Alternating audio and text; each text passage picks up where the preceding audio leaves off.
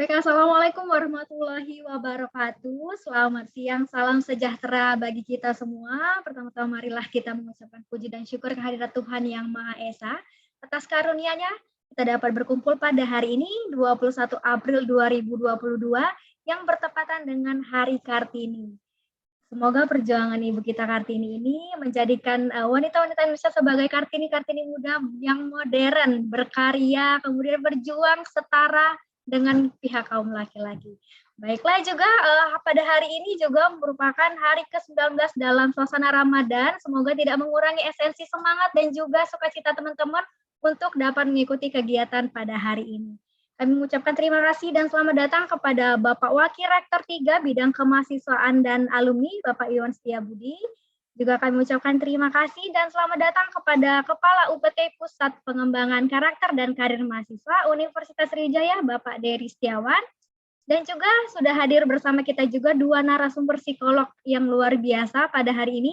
Ada Ibu Sofia Malik, MPsi Psikolog yang merupakan psikolog dari Rumah Private Kino, dan juga Ibu Rinandita Wikansari, MPsi Psikolog yang merupakan Direktur Direktorat Kerjasama Indonesia Care Center Network, juga seorang dosen aktif dan juga Kepala Career Development Center dari Politeknik APP Jakarta. Suatu kehormatan bagi Universitas Sriwijaya, Ibu mengundang dua Ibu pada hari ini. Juga kami mengucapkan terima kasih kepada 189 orang peserta kegiatan pada hari ini. Izinkan saya memperkenalkan diri. Saya Santi Marcelina Napitupulu yang akan menemani teman-teman pada hari ini 21 April 2022 dalam kegiatan Empowering Yourself in Career. Saya akan membacakan rundown acara kita pada hari ini. Akan ada kata sambutan dan juga opening wisdom dari Bapak Wakil Rektor Bidang Kemahasiswaan dan Alumni. Kemudian ada pemaparan materi yang pertama dari Ibu Sofia Malik. Dilanjutkan pemaparan materi kedua dari Ibu Rinandita Wikansari, diskusi, dan juga kita akan ada kuis dan penutup. Untuk mempersingkat waktu, kami persilahkan kepada Bapak Iwan Setiabudi untuk menyampaikan kata sambutannya. Kepada Bapak Iwan, kami persilahkan. Baik, terima kasih Mbak Santi. Assalamualaikum warahmatullahi wabarakatuh. Selamat siang dan salam sejahtera buat kita semua. Yang saya hormati narasumber kita yang telah berkenan hadir pada siang hari ini, Ibu Sofia Malik. Salam Ibu, salam kenal. Selamat datang di Kampus Unsri. Beliau adalah psikolog dari Rumah Kino. Yang saya hormati Ibu Rinandita Wikansari. Beliau adalah Direktorat Kerjasama Indonesia Center Career Center Network, juga sebagai sisi dari Politeknik APP Jakarta. Terima kasih atas berkenannya Ibu. Ini sungguh momen yang sangat luar biasa ya, karena kita bertepatan pada Hari Kartini pada hari ini. Mudah-mudahan ini bisa menginspirasi kita semua sehingga kita bisa memberikan yang terbaik untuk alumni kita. Juga yang saya hormati Pak Dery Setiawan yang sudah memberikan ruang ya kepada para alumni untuk bagaimana lebih menyiapkan diri ya dalam hal karir. Juga Mbak Santi Marcelina, ini moderator ya, MC ya, yang selalu menemani kita ini dalam program CDC, dan tentunya juga para partisipan yang kurang lebih 197 orang. Ya, ini luar biasa antusiasnya. Syukur alhamdulillah pada siang hari ini kita di bulan suci Ramadan ini berikan kesempatan ya untuk berbagi, untuk sharing ilmu ya, di mana di bulan yang ini adalah bulan yang penuh hikmah ya. Kita berbagi tidak hanya mendalami agama, tapi juga kita bisa sharing pengetahuan ya, khususnya di dalam pembinaan karir. Bapak Ibu sekalian yang saya hormati, tentunya keberadaan alumni ini adalah sesuatu yang merupakan poin penting bagi universitas ya. Jadi salah satu kinerja universitas itu adalah dilihat dari karir para alumninya ya. Kita beberapa waktu yang lalu sudah dilakukan penilaian terhadap kinerja perguruan tinggi, dan memang salah satu indikatornya adalah bagaimana keberadaan alumninya, terutama berapa persen yang sudah bekerja, berapa persen yang sudah melanjutkan studi, berapa persen yang satu lagi itu kalau tidak salah wirausaha. Jadi ini adalah sesuatu yang memang harus disiapkan oleh perguruan tinggi dalam rangka bagaimana para alumninya untuk memasuki dunia kerja. Nah, pada kesempatan ini saya selaku Wakil Rektor 3 sangat menyambut baik kegiatan ini. Mudah-mudahan dengan adanya kegiatan ini akan ada penguatan-penguatan ya bagi para calon alumni sehingga mereka memiliki kesiapan nantinya ketika akan menempuh jenjang karirnya sesuai dengan minat dan bidangnya masing-masing. Saya berharap dengan adanya kegiatan ini berjalan baik dan lancar, tidak ada gangguan karena kita masih dalam suasana endemik ya. Ini sudah bukan pandemi lagi, tapi endemik. Tapi masih kita melakukan secara daring. Mudah-mudahan tidak ada gangguan, baik itu dari internet dan sebagainya. Ya, mudah-mudahan ini bisa diikuti sampai akhir. Nah, saya rasa demikian Mbak Santi yang dapat saya sampaikan. Sekali lagi terima kasih atas inisiatifnya. Mudah-mudahan ini bisa mendorong ya karir alumni juga tentunya terhadap kinerja Universitas Sriwijaya. Saya rasa demikian. Wabillahi taufiq wal hidayah. Wassalamualaikum warahmatullahi wabarakatuh. Baik, terima kasih banyak atas motivasi dan juga sambutannya kepada Bapak Iwan Setiabudi. Terima kasih juga Pak sudah mengawal kegiatan dari awal pandemi hingga sampai sekarang ya Pak ya, tetap kita dalam suasana daring. Semoga tidak mengurangi kebermanfaatan dan juga teman-teman semangatnya untuk mengikuti kegiatan dari sini. Baiklah, selanjutnya teman-teman akan ada pemaparan materi yang pertama dari Ibu Sofia Malik. Sebelum saya menyerahkan kepada Ibu Sofia Malik, kita lihat sedikit background dari Ibu Sofia Malik. Jadi Ibu Sofia Malik ini merupakan lulusan dari UIN Syarif Hidayatullah jurusan psikologi, kemudian mengambil S2 Magister Professional Psikologi di Universitas Persada Indonesia. Dilanjutkan dengan program doktor di Universitas Persada Indonesia, kemudian terakhir menjadi personal consulting di Heva Consulting Psychologist. Sedikit saja, nanti mungkin lebih banyaknya akan dijelaskan sambil kita berkenalan dengan Ibu Sofia Malik. Kepada Ibu Sofia Malik, time and screen, it's yours. Terima kasih Mbak Santi. Oke, selamat siang teman-teman dan adik-adik teman-teman sekalian. Yang saya hormati Bapak Iwan Setiabudi, SKM MKes, dan Mbak Rinandita Wikansari. Terima kasih atas waktunya. Saya diberikan waktu di hari yang kebetulan hari Kartini ini ya, dan kebetulan juga sedang Ramadan. Semoga kita semua yang ada di sini mendapat berkah dari Allah Subhanahu wa taala. Amin. Saya sangat terima kasih untuk diberikan waktunya pada kesempatan ini untuk sharing sama teman-teman tentang empowering yourself in career. Apa sih empowering ini gitu kan? Nah, sebenarnya apa sih yang menentukan kesuksesan kita dalam berkarir gitu? Sebenarnya yang menentukan sukses kita dalam berkarir yang utama itu adalah sikap kita, attitude kita gitu. Sedangkan kalau misalnya bisnis, yang menentukan suksesnya bisnis yaitu networking. Nah, networking ini kan bersangkut pautan juga dengan attitude kita juga, dengan sikap kita gitu. Nah, di sini saya punya sebuah kata-kata yang menggambarkan bahwa attitude ini sangat penting dalam segala hal. Jadi nggak hanya untuk mendapatkan karir atau menstabilkan karir dan kehidupan sehari-hari kita juga sangat penting gitu ya, sikap kita ini, attitude kita ini, dimana ada sepatah kata yang mengatakan bahwa attitude is everything, so change your attitude and change your life. Jadi ketika kita merubah sikap kita, maka hidup kita akan berubah. Jadi dari sepotong kata ini dapat ditafsirkan bahwa segala sikap kita itu kesuksesan karir kita, hubungan networking kita itu bertumpu pada sikap kita. Jadi dari sini kita bisa untuk lebih memberdayakan diri kita, atau bahasa ilmiahnya itu seperti topik kita yaitu empowering yourself. Nah, empowering yourself ini sendiri itu apa sih yang dimaksud dengan empowering gitu kan? Nah, di sini untuk pemanasnya untuk pemanas sebelum materinya, saya pengen dari teman-teman yang berani untuk speak up nih. Ada nggak yang berani untuk speak up sedikit, open mic? Apa sih yang dimaksud dengan memberdayakan diri, empowering ini apa sih? Nanti kalau yang berani satu orang aja ya, satu orang aja yang berani open mic, nanti saya kasih reward nih dari pribadi saya nih untuk kebetulan hari Ramadan juga, supaya kita berbagi keberkahan. Ayo, siapa yang berani kira-kira untuk buka open mic-nya? Untuk apa sih yang dimaksud dengan memberdayakan diri di sini? Ayo, silakan teman-teman.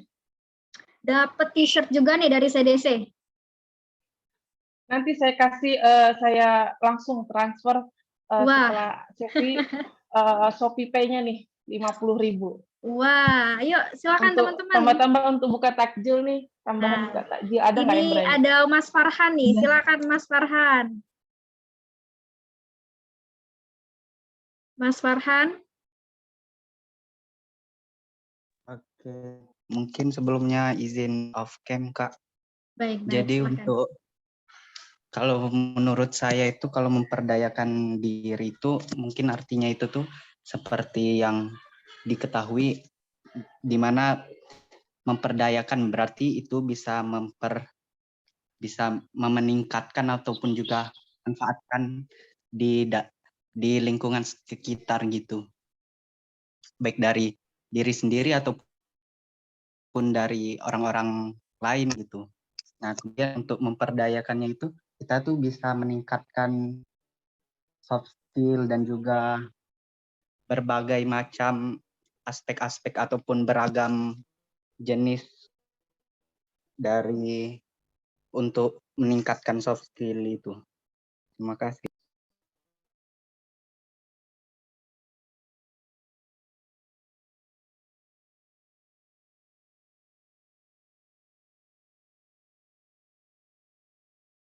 Gimana Mbak Sofia dengan pernyataan dari Mas Farhan tadi?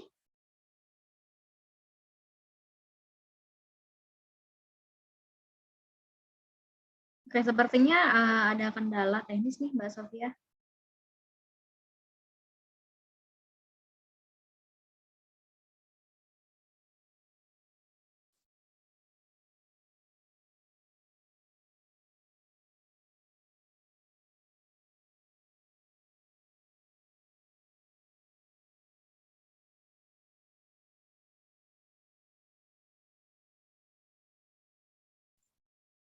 Oke, Mbak Sofia masih bersama? Oke.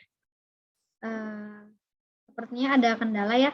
Ya, teman-teman jangan lupa kita di bulan April ini terakhir ya untuk melakukan kegiatan social training. Nah, nanti di bulan Mei teman-teman dapat mengikuti lagi ada 4 kegiatan social training yang CDC Unsri lakukan. Oke, sudah bersama kami Mbak Sofia? Iya, maaf tadi tiba-tiba ke pental sendiri. Baik, siap-siap. Silakan Mbak. Jadi makasih Mas Farhan ya atas keberaniannya untuk open mic. Nah, Mas Farhan mungkin bisa chat langsung ke saya, nomor teleponnya nanti setelah acara berlangsung langsung saya kasih reward-nya ya, di via chat ya. Nah, jadi benar kata Mas Farhan tadi, memberdayakan diri ini berarti kalau misalnya apa sih yang dimaksud dengan memberdayakan diri ini? Jadi kalau misalnya memberdayakan diri ini, kita adanya termotivasi, adanya bertanggung jawab untuk lebih baik, dan kalau misalnya di dunia pekerjaan, kita lebih kepada untuk menyelesaikan pekerjaannya, untuk mencapai target-target organisasi kita, perusahaan kita dengan nyaman gitu, dengan senang hati gitu, tidak ada keberatan gitu. Nah, itu yang disebut dengan memberdayakan diri. Jadi benar adanya motivasi ya Mas Farhan. Nah, maaf ini saya tidak bisa lanjut.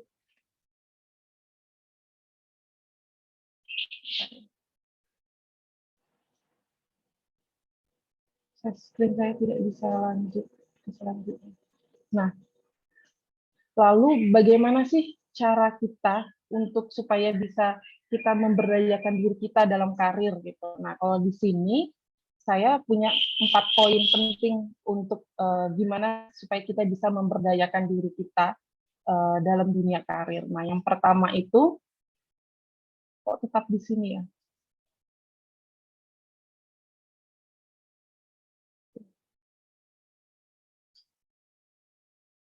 Nah, tapi saya tidak bisa membesarkannya ini.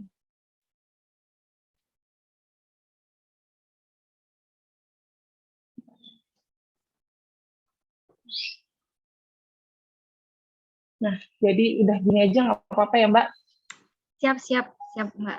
Nah, jadi yang pertama itu kita harus tahu posisi kita. Kita harus jelas, kita harus mendapatkan kejelasan apa posisi kita di tim kita, di organisasi tersebut, di perusahaan tersebut, supaya kita tahu apa pencapaian akhir kita gitu kan. Dengan cara kita harus tahu visi misi perusahaan tersebut, visi misi organisasi tersebut, visi misi tempat kerja kita,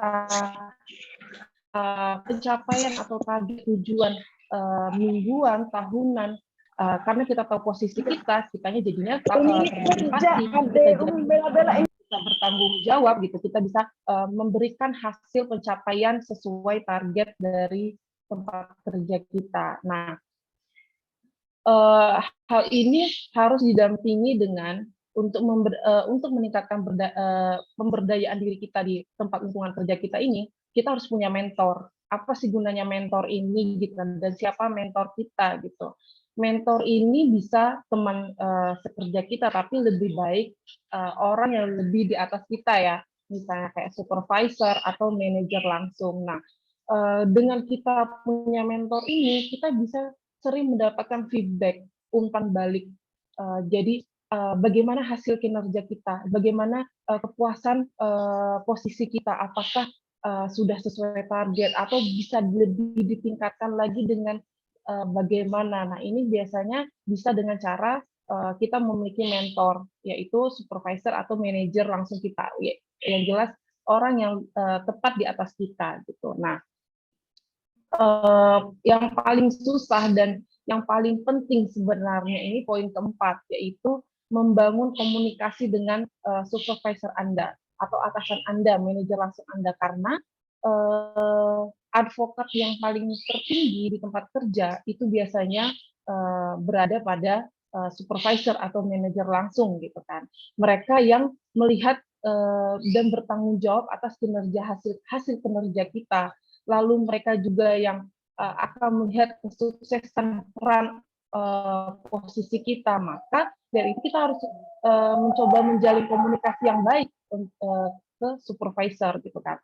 Di mana kita dengan menjalin komunikasi, kita berbicara dengan terang-terangan apa tujuan karir kita ke depan, bagaimana untuk mencapai supaya kita bisa berdaya gitu, kita bisa bermanfaat lebih di organisasi tersebut. Nah, sebelumnya untuk supaya kita bisa memberdayakan diri dengan baik, kalau menurut saya ada 2 poin penting yang harus didalami dulu dalam diri kita, harus kita miliki gitu ya, untuk kita bisa melakukan 4 poin ini. Nah, apa sih itu? Nah, yang pertama itu, poin pertama yang harus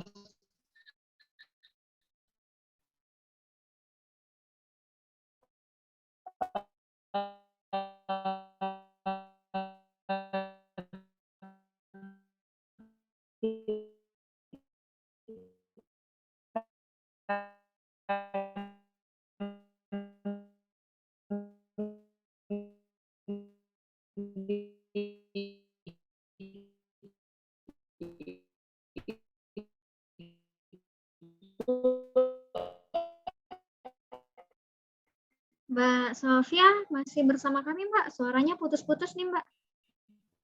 gimana kita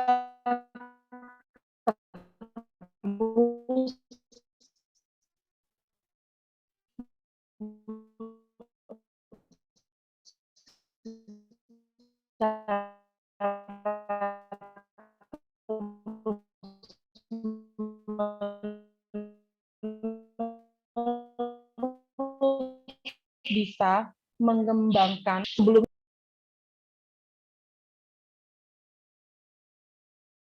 Baik, sepertinya terputus kembali ya teman-teman. Kita menunggu sebentar.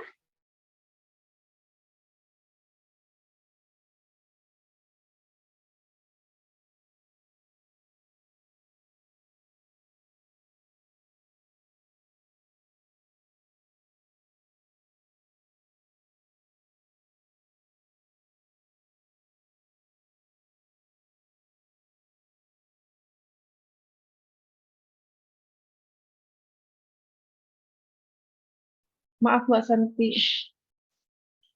Nah, jadi ada 3 konsep nih, ada 3 poin untuk mengembangkan pembangunan diri ini. Yang pertama itu di dalamnya itu ada pembangunan mengembangkan identitas diri, mengembangkan minat, dan mengembangkan potensi diri. Nah, gimana sih mengembangkan potensi diri untuk menunjang supaya kita bisa berdaya dalam memberdayakan diri dalam karir kita. Gitu. Nah, yang pertama yang harus kita lakukan dalam mengembangkan diri itu kita harus mengenali diri sendiri. Kita tahu self image kita tahu gambaran diri kita dengan gimana cara kita mengenal diri kita. Yang pertama itu ini biasanya paling susah, paling banyak hambatan di antara kita untuk mengenal diri sendiri. Kalau untuk mengenal orang lain kita jauh lebih mudah, tapi ternyata untuk mengenal diri sendiri itu jauh sulit. Dengan kita mengenali kelebihan dan kelemahan kita, apa sih kelebihan kita, apa sih kelemahan kita gitu kan. Dengan kita mengetahui kelebihan kita, berarti kita tahu potensi kita di mana. Gitu. Memiliki penilaian diri atas keterampilan yang kita miliki dan kemampuan kinerja kita. Dengan kita mengenal diri kita sendiri, kita juga tahu tantangan di depan kita apa, hambatan yang akan kita hadapi apa, dan problem solving-nya, pemecahan masalahnya nantinya akan seperti apa. Gitu. Nah, selanjutnya yang untuk mengembangkan potensi diri kita harus tahu juga, kita harus temukan minat kita. Minat kita tuh gimana sih? Minat kita itu di edukasi, atau kita cenderung ingin memiliki bisnis sendiri, atau kita cenderung memilih untuk menjadi pegawai swasta atau pemerintahan gitu kan. Kalau misalnya edukasi, berarti apa yang harus menunjang untuk minat kita di edukasi ini. Nah, untuk temukan minat ini, kita harus mengenali dulu apa sih minat ini, apa sih potensi ini. Potensi dan minat ini kan berbeda. Kalau potensi ini kemampuan dasar, kemampuan yang sudah kita miliki, yang kemungkinan bisa kita kembangkan lagi. Kalau misalnya sedangkan minat, kecenderungan yang kita sudah menyukai gitu. Kita sangat tertarik terhadap sesuatu. Nah, biasanya kalau misalnya potensi dan minat ini diiris secara bersama, ini bisa membantu untuk mengembangkan potensi diri. Selanjutnya itu poin pentingnya juga, yaitu kita harus tahu apa sih kebiasaan buruk kita. Nah, kalau kita sudah tahu kebiasaan buruk kita, biasanya susah nih untuk menghentikannya nih. Tapi kita harus menghentikan kebiasaan buruk kita ini. Biasanya banyak banget ini terjadi, mungkin saya juga di kalangan kita, mahasiswa atau yang baru lulus nih, misalnya suka menunda pekerjaan. Nah, ini nih yang sering menghambat kita untuk mengembangkan potensi kita. Lalu kita sulit menjalin komunikasi, kita kurang percaya diri, sulit beradaptasi, lalu kita tidak mandiri atau terlalu bergantung sama orang lain. Ini kebiasaan-kebiasaan buruk yang harus kita hentikan untuk kita bisa mengembangkan potensi diri kita. Lalu ini penting juga untuk menemukan mentor. Seperti yang saya bilang tadi, dalam dunia kerja itu kita harus punya mentor. Tidak hanya di dalam dunia kerja, dalam keseharian kita, misalnya kita sebagai mahasiswa pun, kita harus mempunyai mentor yang bisa memberi support kita, memberikan saran ke kita, teman sharing kita gitu. Di sini bisa teman sebaya kita, senior atau atasan kita, atau dalam dunia pendidikan kita sebagai mahasiswa bisa sebagai dosen, guru kita, atau orang tua. Nah, selanjutnya juga diiringi dengan kemampuan kita untuk percaya akan diri kita. Percaya akan kemampuan diri. Percaya akan kemampuan diri itu seperti Mas Farhan tadi, dia tidak malu, tidak ragu untuk open mic untuk mengutarakan pendapat dia gitu kan. Nah, kemampuan diri ini juga kita jangan malu untuk memperkenalkan diri, membranding diri kita sendiri gitu kan. Apa sih kelebihan kita gitu kan? Apa yang mampu kita kerjakan, apa yang mampu kita berikan ke orang lain, apa yang mampu kita kontribusikan dalam organisasi yang sedang kita tempati gitu kan. Nah, kita harus juga percaya bahwa kita di sini kita bisa bertanggung jawab dan kita bisa memberikan kontribusi yang terbaik gitu. Lalu selanjutnya kita jangan takut untuk berbeda. Jadi orang itu sering berpikir bahwa nanti kalau kita berbeda kita tidak sukses gitu kan. Jadi bukan berarti kita berbeda kita tidak akan sukses gitu kan. Berbeda bukan berarti kita salah gitu kan. Bisa jadi karena kita berbeda kita bisa jadi sukses gitu kan. Banyak misalnya dalam dunia kerja gitu, misalnya untuk mencapai karir yang sukses gitu. Biasanya di zaman generasi sekarang anak-anak muda itu lebih kepada karena kayaknya orang sukses itu lebih banyak ke sosial media gitu kan. Menjadi kalau anak muda sekarang tuh banyak banget misalnya yang ditanya untuk menjadi sukses karir gitu kan. Kayaknya lebih mudah menjadi YouTuber atau aktif di sosial media. Kalau misalnya ternyata potensi kita, minat kita nggak ke sana, ya tidak masalah gitu kan. Berbeda, mungkin dengan cara yang berbeda kita bisa sukses gitu. Lalu tidak takut untuk berbeda ini diiringi dengan jangan pernah kita takut untuk gagal. Karena kegagalan ini merupakan proses resiko pengembangan diri. Ini sering banget. Kenapa sih kita takut gagal sebenarnya gitu? Sedangkan kalau kita gagal, yang menerima itu kan sebenarnya diri kita awalnya gitu kan. Ya, pokoknya jangan pernah merasa ragu untuk memulai. Nanti itu gagal, kalau misalnya kita gagal, kita jatuh, ya kita tinggal bangkit lagi, kita buka lagi bukunya gitu, kita buka lagi jalannya gitu kan. Jadi jangan pernah takut gagal. Istilahnya hal sepelenya aja, misalnya kalian punya potensi, kalian punya minat, mungkin takut diremehin orang nih gitu kan, terlalu overthinking, potensi saya, minat saya hanya dalam bidang masak gitu kan, apa yang bisa diperbuat gitu kan, takut diremehkan, takut gagal, apa yang bisa saya kembangkan dengan karir saya kalau misalnya potensi saya hanya bisa masak dan minat saya hanya di situ gitu ya, tidak masalah, mungkin dari potensi sekecil itu, minat sekecil itu bisa berkembang gitu. Banyak banget di luar sana, misalnya bisnis awal di bidang kuliner yang awalnya mereka memiliki minat dan potensi di bidang makanan gitu. Mungkin bisa jadi dia tidak pinter masak, tapi hanya pinter misalnya review gitu kan. Tapi kan itu bisa menjadi sukses gitu.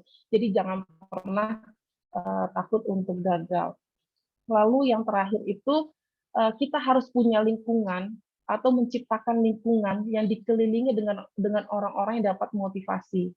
Jadi lingkungan yang suportif, lingkungan yang positif ini bisa membantu kita termotivasi, bisa membantu kita memberdayakan diri, bisa membantu kita mengembangkan potensi diri kita di dalam dunia kerja, bahkan dalam keseharian kita. Untuk mendapatkan orang-orang yang dikelilingi dengan motivasi, tentunya harus dari balik lagi dengan sikap kita, attitude kita. Apakah sikap kita, attitude kita bisa memotivasi, memberikan positive vibe ke orang lain gitu. Jadi kalau kita mengharapkan support dari orang, motivasi dari orang, positive vibe dari orang, mulai dari diri kita sendiri. Jadi kita bisa menciptakan lingkungan yang lingkungan yang positif gitu, yang orang-orangnya bisa memotivasi kita, mensupport kita.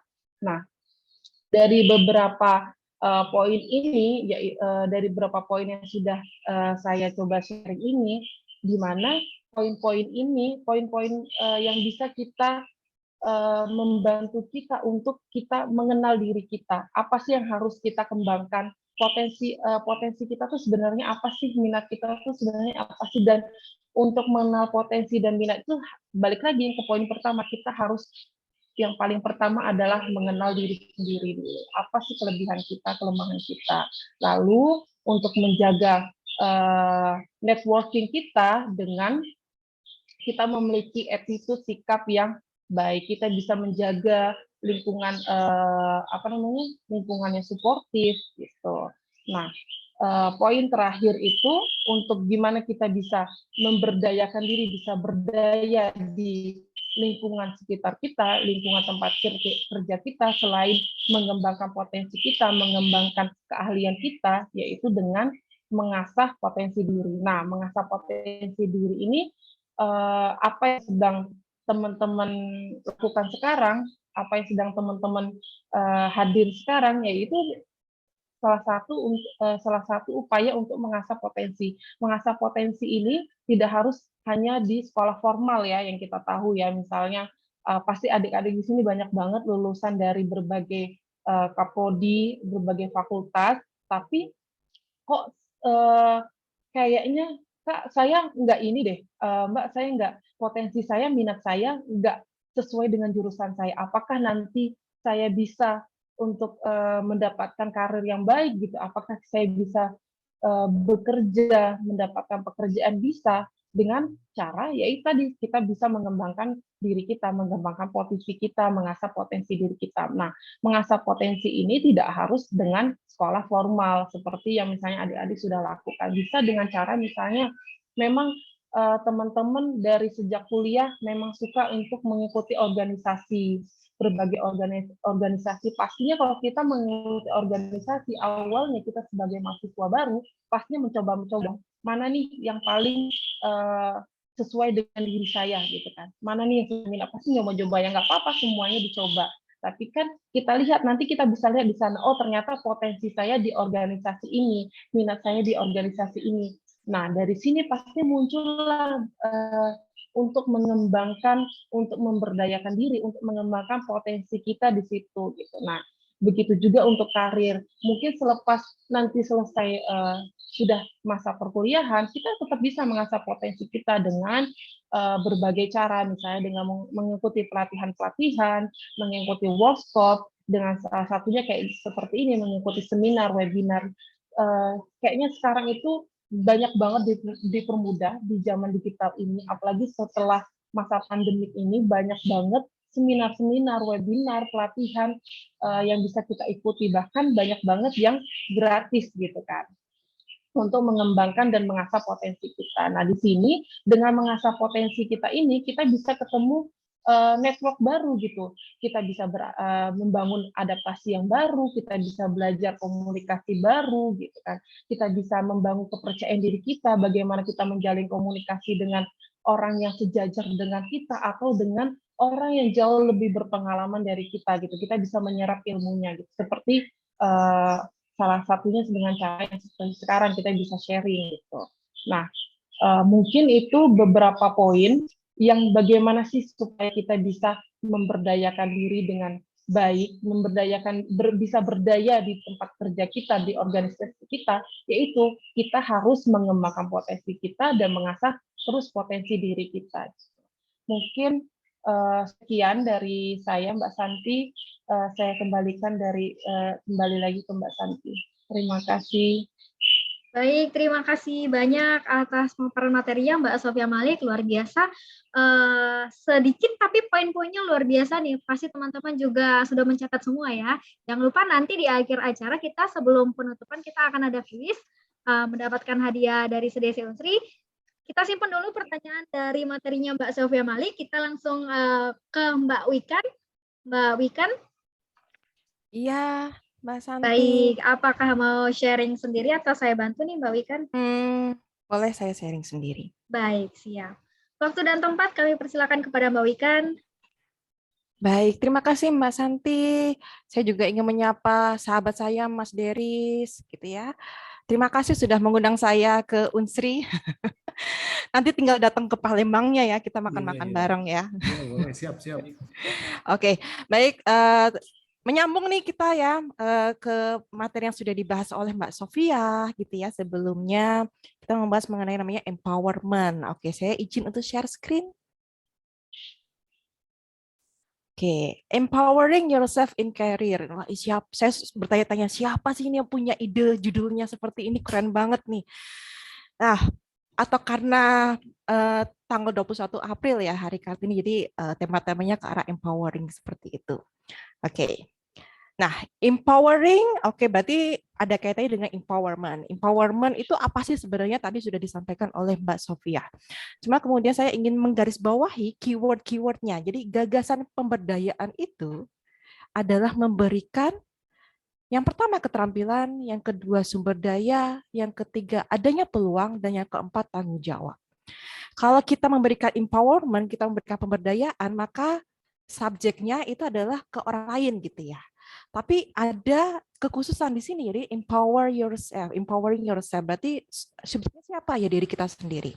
Nah, tujuannya apa? Tujuannya adalah untuk mendorong pertumbuhan karir dan meningkatkan kepuasan di tempat kerja. Jadi nggak cuma karirnya terus tumbuh, tapi juga harus senang, puas kerjanya. Puas kerjanya itu bisa macam-macam, bisa posisinya bagus, kemudian peningkatan kualitas dirinya juga meningkat, gajinya juga besar, ya kan itu juga masuk bagian dari kepuasan di tempat kerja. Oke, lanjut lagi. Nah, ketika kita berfokus pada pemberdayaan diri, sebenarnya kita sedang mengarah untuk bertanggung jawab lebih pada kesuksesan jangka panjang dan karir kita sendiri. Jadi siapa yang kemudian bertanggung jawab untuk nanti kita sukses? Ya tentu saja diri kita sendiri gitu loh. Kita yang mengarahkan, kita yang punya tanggung jawab tersebut, dan kita sendiri juga yang akan menuai atau memanen hasil dari usaha kita nantinya. Nah, lalu kemudian ketika kita bicara lagi dengan masalah empowerment, self empowerment atau personal empowerment, selain kita sendiri yang punya inisiasi, kita sendiri yang kemudian melaksanakan, kita sendiri yang kemudian menuai, dan kita sendiri yang membandingkan diri kita saat ini dengan diri kita di masa lampau. Membandingkan diri kita saat ini dengan diri kita di masa depan. Harapannya apa? Harapannya adalah terjadi peningkatan kualitas diri. Kita muncul sebagai versi terbaik dari diri kita sendiri. Jadi bukan lagi kemudian membandingkan saya dengan si A, si B, si C, ya kan akan berbeda karena pengalamannya berbeda, resource-nya berbeda, latar belakangnya juga berbeda gitu. Jadi nggak bisa kemudian dibersamakan. Yang bisa kita bandingkan ya tentu saja diri kita sendiri. Cuma tentu saja ini terkait dengan time bound-nya ya. Diri kita saat ini dengan diri kita di masa depan. Jadi kita nanti akan jadi diri kita sendiri dalam versi terbaik kita. Nah, apa itu personal empowerment? Personal empowerment ini lebih ke arah mengendalikan hidup kita sendiri. Kendalinya di diri maaf, Mbak Wikan, ini slide-nya tidak berjalan ya, Mbak? Oh, nggak berjalan. Oke. Iya. Sama ya tadi yang permasalahannya nggak berjalan. Oke, kalau kayaknya perlu saya scroll kah?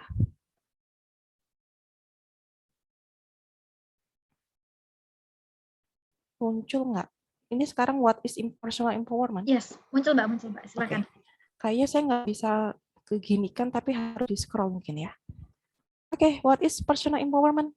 Jadi ini mengenai mengendalikan hidup kita sendiri, membuat keputusan positif berdasarkan apa yang kita inginkan. Jadi fokusnya adalah mengendalikan hidup kita dan membuat kita mengambil keputusan untuk mencapai apa yang kita inginkan.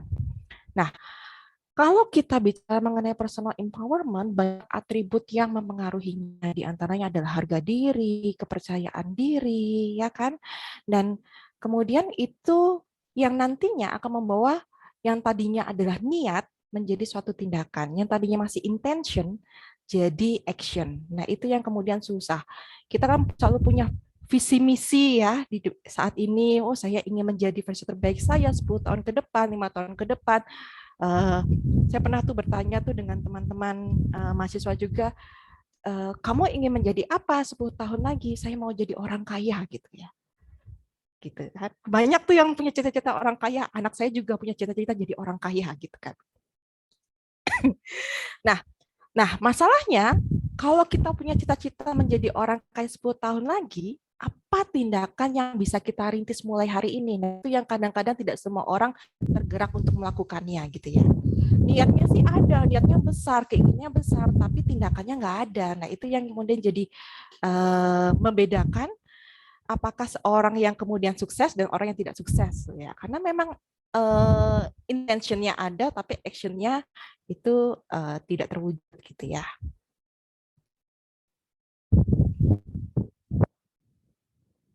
Saya scroll aja. Nah, 3 elemen dari empowerment itu apa sebenarnya? Yang pertama adalah clarity. Mohon maaf Mbak Wikan, ini sepertinya tidak jalan lagi nih Mbak. Oh, gitu saya boleh minta tolong Dek Santi aja yang Boleh. share, boleh? Nah, Boleh, siap-siap. daripada menghabiskan waktu keluar masuk.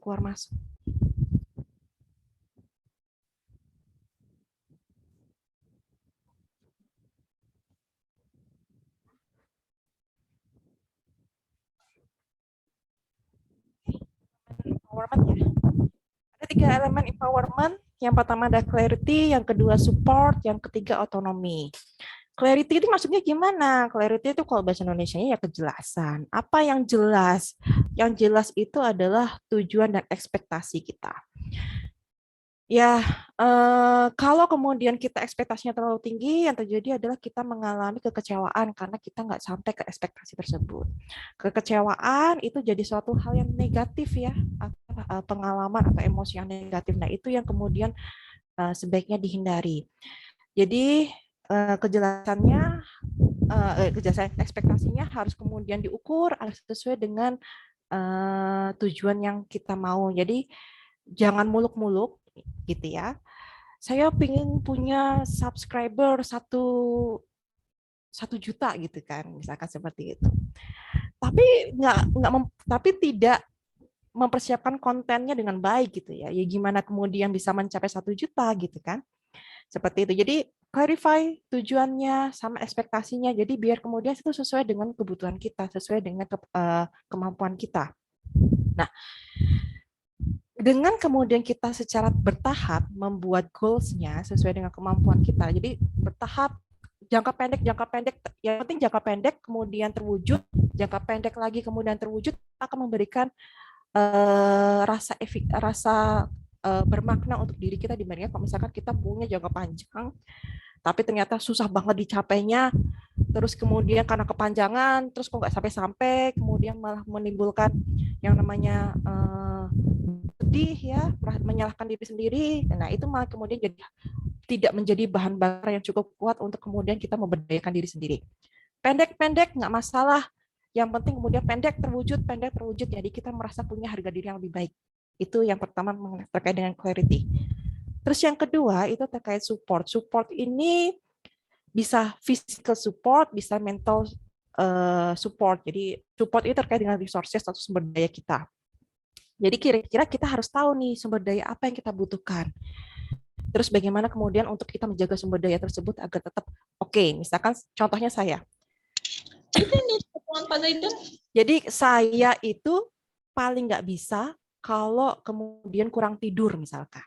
Jadi selama pandemi ini saya sudah 2 kali kena COVID gara-gara penyebabnya sebelumnya itu pasti kurang tidur. Begitu kurang tidur, imun tubuhnya langsung drop, langsung kemudian pas pandemi ini kena COVID tuh langsung. Kayak gitu itu. Jadi saya lihat polanya, oh berarti saya sumber daya utama saya adalah saya harus punya cukup tidur. Gitu. Daripada saya begadang malam-malam ya, gadang terus-terusan, kurang tidur, terus kemudian saya drop dan itu kemudian menghancurkan semua rencana yang sudah saya buat. Nah, inilah yang kemudian perlu ditanyakan pada teman-teman masing-masing, kira-kira yang sumber daya utama yang harus dijaga teman-teman itu apa? Apakah mood-nya yang harus dijaga, ataukah kemudian keinginan untuk terus belajar? Jadi saya butuh mentor yang kemudian bisa memenuhi rasa haus saya terhadap berbagai macam hal gitu, misalkan seperti itu, atau seperti apa? Nah, itu yang kemudian bisa tahu adalah teman-teman sendiri untuk tanya ke dalam diri sendiri kebutuhan atau sumber daya yang perlu untuk dijaga oleh teman-teman itu apa. Lanjut, yang ketiga itu adalah otonomi. Nah, otonomi ini sifatnya ada dua hal, dalam diri sendiri dan kemudian bagaimana kita menciptakan lingkungan yang suportif atau yang positif. Kalau yang ke dalam diri sendiri, itu maksudnya adalah kemudian kita mempercayai kemampuan diri kita. Jadi jangan minder, jangan takut, jangan ragu gitu loh. Ya siapa lagi yang bisa mempercayai bahwa Anda mampu kecuali diri Anda sendiri dan ibu Anda gitu kan. Jadi kalau misalkan, jadi fans saya nomor satu itu adalah ibu saya gitu ya. Jadi ketika awal-awal saya dulu zaman sekolah, zaman kuliah itu sering ikut lomba ISE gitu kan, ada presentasi dan sebagainya. Itu yang pertama kali paling excited untuk nonton tuh ibu saya. Jadi kita harus tahu nih support system kita tuh yang paling utama tuh siapa. Sedangkan saya merasa bahwa kalau misalnya saya ditonton sama ibu saya tuh saya takut mengecewakan gitu. Jadi ketika ibu saya muncul itu saya malah grogi gitu. Jadi apa yang dilakukan oleh ibu saya yang luar biasa itu? Datang, nonton, diam-diam. Nah, apakah kemudian kita punya support system positive environment yang seperti itu? Maka itu yang kemudian kita minta bantuan ke yang bersangkutan. Ini bisa macam-macam, bisa sahabat, bisa pacar, bisa keluarga, bisa teman gitu ya, bisa dosen. Jadi kita harus menentukan nih, kira-kira positive environment yang cocok buat kita tuh yang seperti apa. Terus yang paling utama ya memang kita harus percaya diri dulu gitu, percaya diri bahwa kita mampu dan kemudian memaafkan jika kemudian kita gagal. Gitu ya. Jadi merasa kecewa ke diri sendiri itu wajar gitu ya, wajar, boleh, dan itu manusiawi, tapi kemudian jangan berlarut karena kita harus bangkit dari keterpurukan tersebut. Oke, lanjut. Yang selanjutnya adalah bagaimana kemudian kita memberdayakan diri. Nah, urusan memberdayakan diri itu banyak aspek sebenarnya, nggak cuma kemudian teman-teman mahasiswa, nggak cuma kemudian teman-teman alumni, bahkan ibu-ibu yang mau melahirkan itu juga selalu disupport, ayo Bu memberdayakan diri biar kemudian proses persalinannya lancar. Sudah melahirkan, nanti kemudian diminta juga memberdayakan diri. Ayo Bu, memberdayakan diri agar bisa memberikan ASI eksklusif kepada anaknya. Jadi ini proses memberdayakan diri itu bukan cuma kemudian saat ini aja, tapi ini adalah lifespan development. Jadi perjalanan sepanjang hidup gitu. Kapan kemudian kita bisa berhenti untuk memberdayakan diri? Ya ketika kita sudah menemui ajal kita gitu loh. Karena nggak butuh lagi yang namanya masa, kita nggak akan belajar, nggak akan ngomongin lagi masa-masa depan gitu. Ketika kita tua, kita selalu punya, tetap akan ada keinginan bagaimana nanti misalkan saya atau keturunan saya memperoleh kehidupan yang layak dan lain sebagainya. Selalu ada seperti itu. Jika itu bukan kemudian memberdayakan diri, maka itu ada supporting others, mensupport keluarga, mensupport orang lain dan lain sebagainya. Jadi pemberdayaan ini nggak cuma kemudian berhenti saat ini, tapi itu akan berjalan terus-menerus di sepanjang hidup. Yang pertama, itu adalah know yourself. Keywordnya apa? Keywordnya adalah self-awareness. Gitu. Nah, kalau kemudian kita bilang self-awareness, paling penting adalah ketika kita merasa kita lack of power, kita tidak punya kekuasaan, kita tidak punya mohon maaf Mbak Wikan, suaranya agak kurang ini Mbak. Oh ya. Iya. Tidak punya kekuatan, maka otomatis kepercayaan diri dan self esteem kita itu juga ikut turun. Jadi ini efeknya domino. Jadi nggak cuma kemudian saya merasa nggak mampu, saya merasa lelah, saya merasa tidak mempunyai kekuatan, tapi itu ngefek ke hal-hal lainnya seperti kepercayaan diri, self esteem, harga diri dan lain sebagainya seperti itu. Jadi apa yang kemudian kita perlu lakukan terkait dengan know yourself ini, yaitu dengan mengidentifikasi kekuatan dan kelemahan kita. Jadi memahami diri kita itu sebenarnya adalah bagian dari emotional intelligence. Jadi bukan kemudian menyelamatkan diri sendiri, tapi juga menyelamatkan orang lain. Kenapa saya mengatakan ini menyelamatkan diri sendiri dan menyelamatkan orang lain?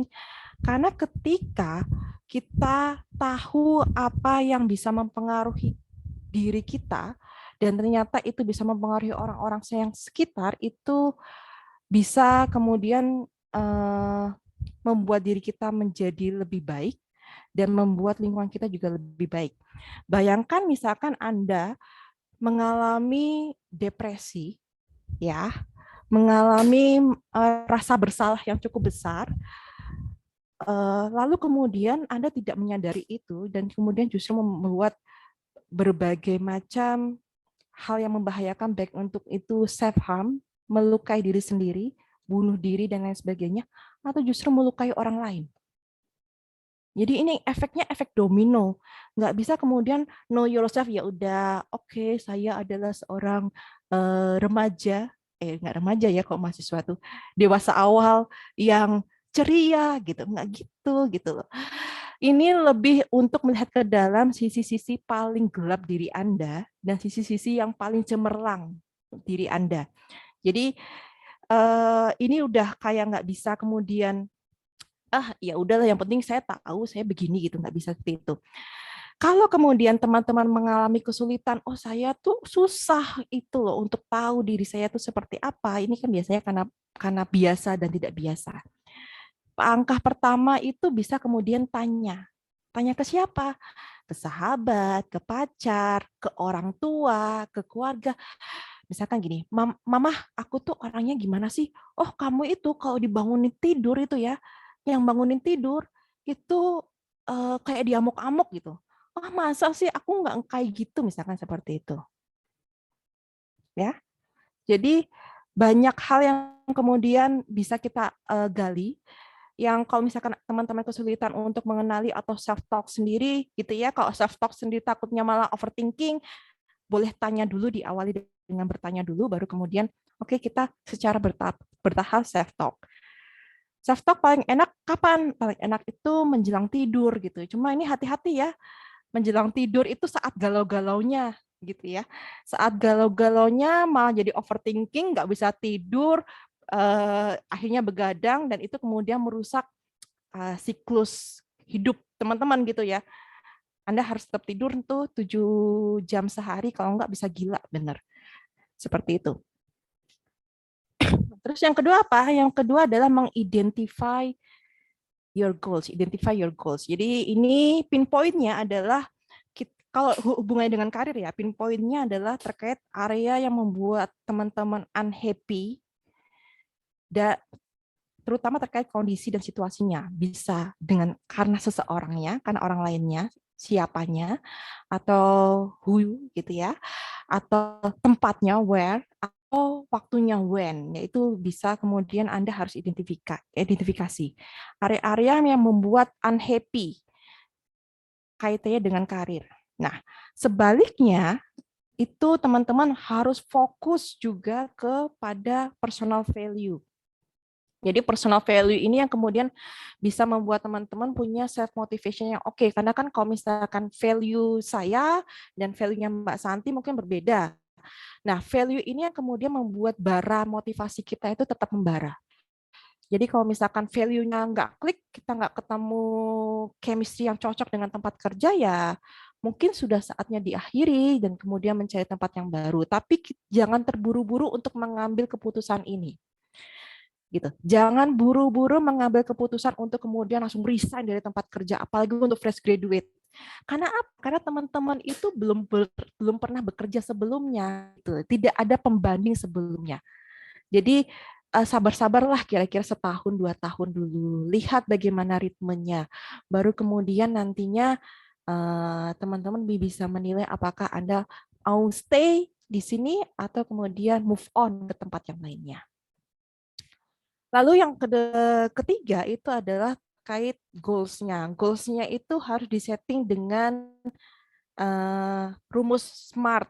Nah, ini kalau tadi Mbak Sofia sudah bagi-bagi Shopee Pay, karena saya anak Gojek ya, saya bagi-baginya GoPay aja. Nah, boleh angkat tangan siapa yang tahu SMART dalam penentuan goals itu apa aja? Silahkan teman-teman langsung raise hand. Ada Gope nih dari Mbak Wikan. Kalau nggak mau boleh diketik, boleh ketik, Di boleh. chat juga boleh berarti Mbak ya. Iya betul. Apa sih itu SMART terkait goals? Ini kan kalau misalkan di kuliah itu sering kali disebutkan itu SMART-nya apa gitu. Nah, cepet banget. Wow, tim gercep nih. Wow. Mbak. Gercep ya. Mbak Heni Rosa Putri ya. Spesifik, measurable, achievable, relevant, dan juga time bound ya. Timely juga boleh lah. Nah itu.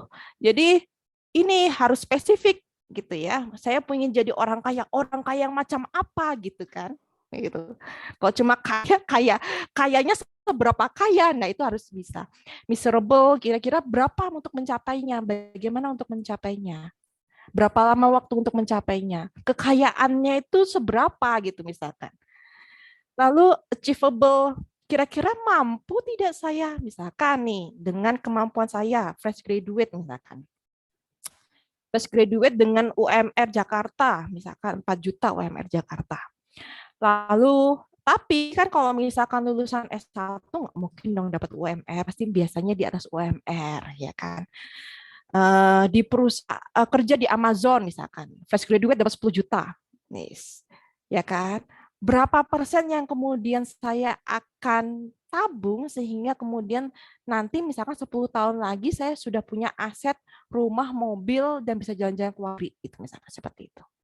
Nah, itu yang kemudian harus diukur gitu ya. Relevan ya. Jadi relevan itu ya terkait dengan kita gitu. Apa yang membuat kita senang.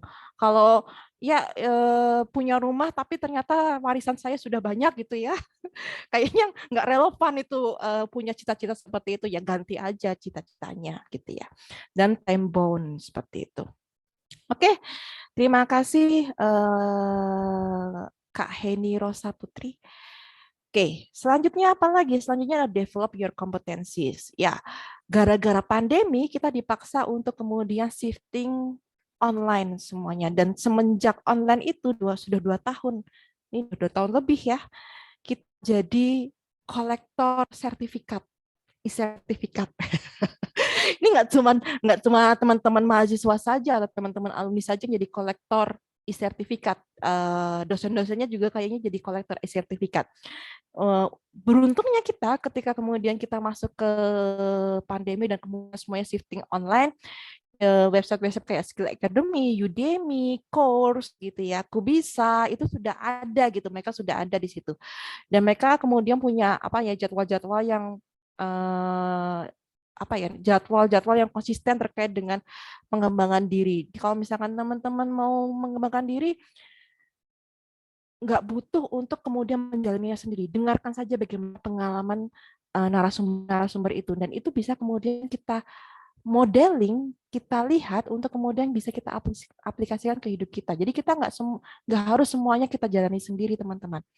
Kita bisa kemudian memodeling, mereplikasikannya, kemudian mengimplementasikannya ke dalam hidup kita, biar kemudian jadi kita punya wawasannya lebih luas, punya kekayaan batiniah yang lebih dibandingkan sebelumnya.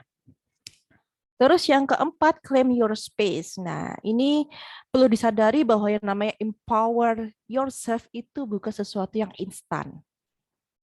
Mie instan pun juga butuh dimasak dulu gitu ya, butuh air panas dulu, butuh waktu dulu. Jadi kita nggak bisa kemudian claim your space-nya itu, aduh saya pingin empower yourself, saya pingin cepet-cepet nih. Nggak bisa, kamu butuh waktu, kamu butuh tenaga untuk itu, butuh energi untuk itu. Jadi tolong jangan terburu-buru, nikmati prosesnya. Teman-teman nggak bisa kemudian menginginkan ini secara instan. Anda bisa juga kemudian sudah melakukan sesuatu, sudah berusaha sesuatu, ingin tahu apakah sudah ada peningkatan kualitas diri, evaluasi itu. Bagaimana cara evaluasinya? Paling gampang tanya ke teman, tanya ke orang tua, tanya ke saudara, apakah ada perubahan dalam diri saya? Apakah saya bertumbuh menjadi dewasa yang lebih baik? Apakah saya menjadi bisa mengontrol emosi saya atau tidak? Nah, seperti itu. Jadi, lakukan semuanya, lakukan prosesnya itu secara persistence dan resilient. Jadi kalau misalkan salah gitu ya, kita coba lagi. Error, kita trial lagi, seperti itu. Itu 4 hal utama yang kemudian bagaimana kemudian kita bisa empower diri kita sendiri. Oke, lanjut. Nah, kalau kemudian tadi terkait dengan isu-isu empowering, ya, kita harus tahu juga, jangan kemudian kita sibuk dengan diri kita sendiri gitu ya, tapi kemudian kita nggak tahu tren di luar sana tuh seperti apa. Jadi semenjak muncul tuh industri 4.0, trennya itu seperti ini nih. Apalagi semenjak pandemi semuanya kemudian dipaksa untuk shifting. Sekarang di antara teman-teman mungkin sudah ada yang merasakan bagaimana rasanya online jauh-jauh gitu ya. Apa yang harus dipersiapkan terkait dengan remote interview itu? Nggak mudah kan, apalagi kalau misalkan ternyata ada gangguan sinyal atau gangguan mati listrik dan lain sebagainya, nggak bisa kita antisipasi saat itu gitu ya. Itu ada remote interviewing. Lalu ada kemudian candidate experience. Semenjak pandemi ini, semua orang kemudian jadi fokus sama yang namanya work-life balance. Percuma kemudian kita bisa mengachieve prestasi terbaik sebaik-baiknya, tapi kemudian secara mental, secara mental kita tidak sehat, secara fisik kita juga tidak sehat. Jadi beberapa perusahaan, terutama perusahaan multinasional, perusahaan yang besar gitu ya, mereka mulai fokus yang namanya work-life balance. Dan mereka juga expect ke calon karyawannya, mereka juga punya istilahnya keseimbangan antara bekerja dan kehidupannya. Lalu yang ketiga, itu terkait isu diversity dan inclusion. Jadi statistik itu sudah membuktikan bahwa bisnis yang diverse pekerjanya, jadi dari berbagai macam latar belakang budaya, dan itu memiliki produktivitas dan profit yang lebih besar dibandingkan bisnis-bisnis yang sifatnya homogen. Jadi bisnis-bisnis yang tenaga kerjanya itu heterogen itu biasanya lebih bisa berkembang besar karena perusahaan tersebut bisa mengakomodasi yang namanya perbedaan ide, perbedaan value, perbedaan tantangan di dalamnya gitu ya. Jadi nanti jangan kaget kalau kemudian ketika teman-teman bekerja kemudian bertemu dengan berbagai macam, di Indonesia aja ada berbagai macam suku dan budaya ya. Nanti ini kebanyakan karena dari Palembang, terus kaget dengan kelakuan orang Jawa Timur atau kelakuan dengan teman-teman dari Jawa Tengah yang misalkan lambat banget, dianggapnya lambat, ini gimana sih kok pace-nya lambat gitu misalkan gitu. Ya itu memang kita harus berdamai dengan itu gitu ya, karena ada diversity di situ. Lalu yang keempat, beberapa pekerjaan sekarang tuh sifatnya kayak tim gitu ya. Jadi kayak rombongan, borongan seperti itu. Jadi contingent workers, jadi misalkan by project, tim A itu nanti akan mengerjakan project A dulu, begitu selesai dia akan beralih ke project B. Tapi timnya itu terus. Itu banyak terjadi seperti itu saat ini. Terus perusahaan juga pakai analytics, mungkin beberapa teman-teman sangat mengenal yang namanya big data. Nah, itu yang digunakan untuk pengembangan bisnisnya dan termasuk untuk perencanaan karir karyawannya. Terus yang keenam juga ada robotic process automation gitu ya. Jadi beberapa pekerjaan yang sifatnya sederhana itu sudah kemudian dikerjakan oleh robot gitu. Jadi kalau misalkan dalam pabrik yang penting cuma butuh operator yang bisa kemudian mengoperasikan otomatisasi ini. Lalu yang ketujuh itu ada namanya artificial intelligence, termasuk di dalamnya penggunaan ATS dalam proses seleksi, ya itu penggunaan artificial intelligence. Bukan berarti kita nggak bisa kemudian mengakali ATS-nya.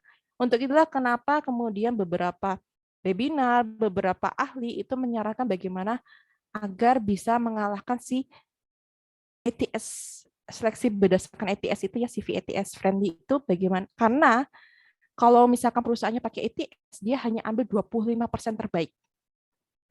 75% dibuang, gitu aja. Itu yang terjadi. Jadi bagaimana kemudian agar teman-teman bisa mengalahkan si EI-nya itu dengan cara ambil bisa masuk ke 25% CV yang dilihat atau sampai ke meja HR untuk kemudian mengikuti proses selanjutnya.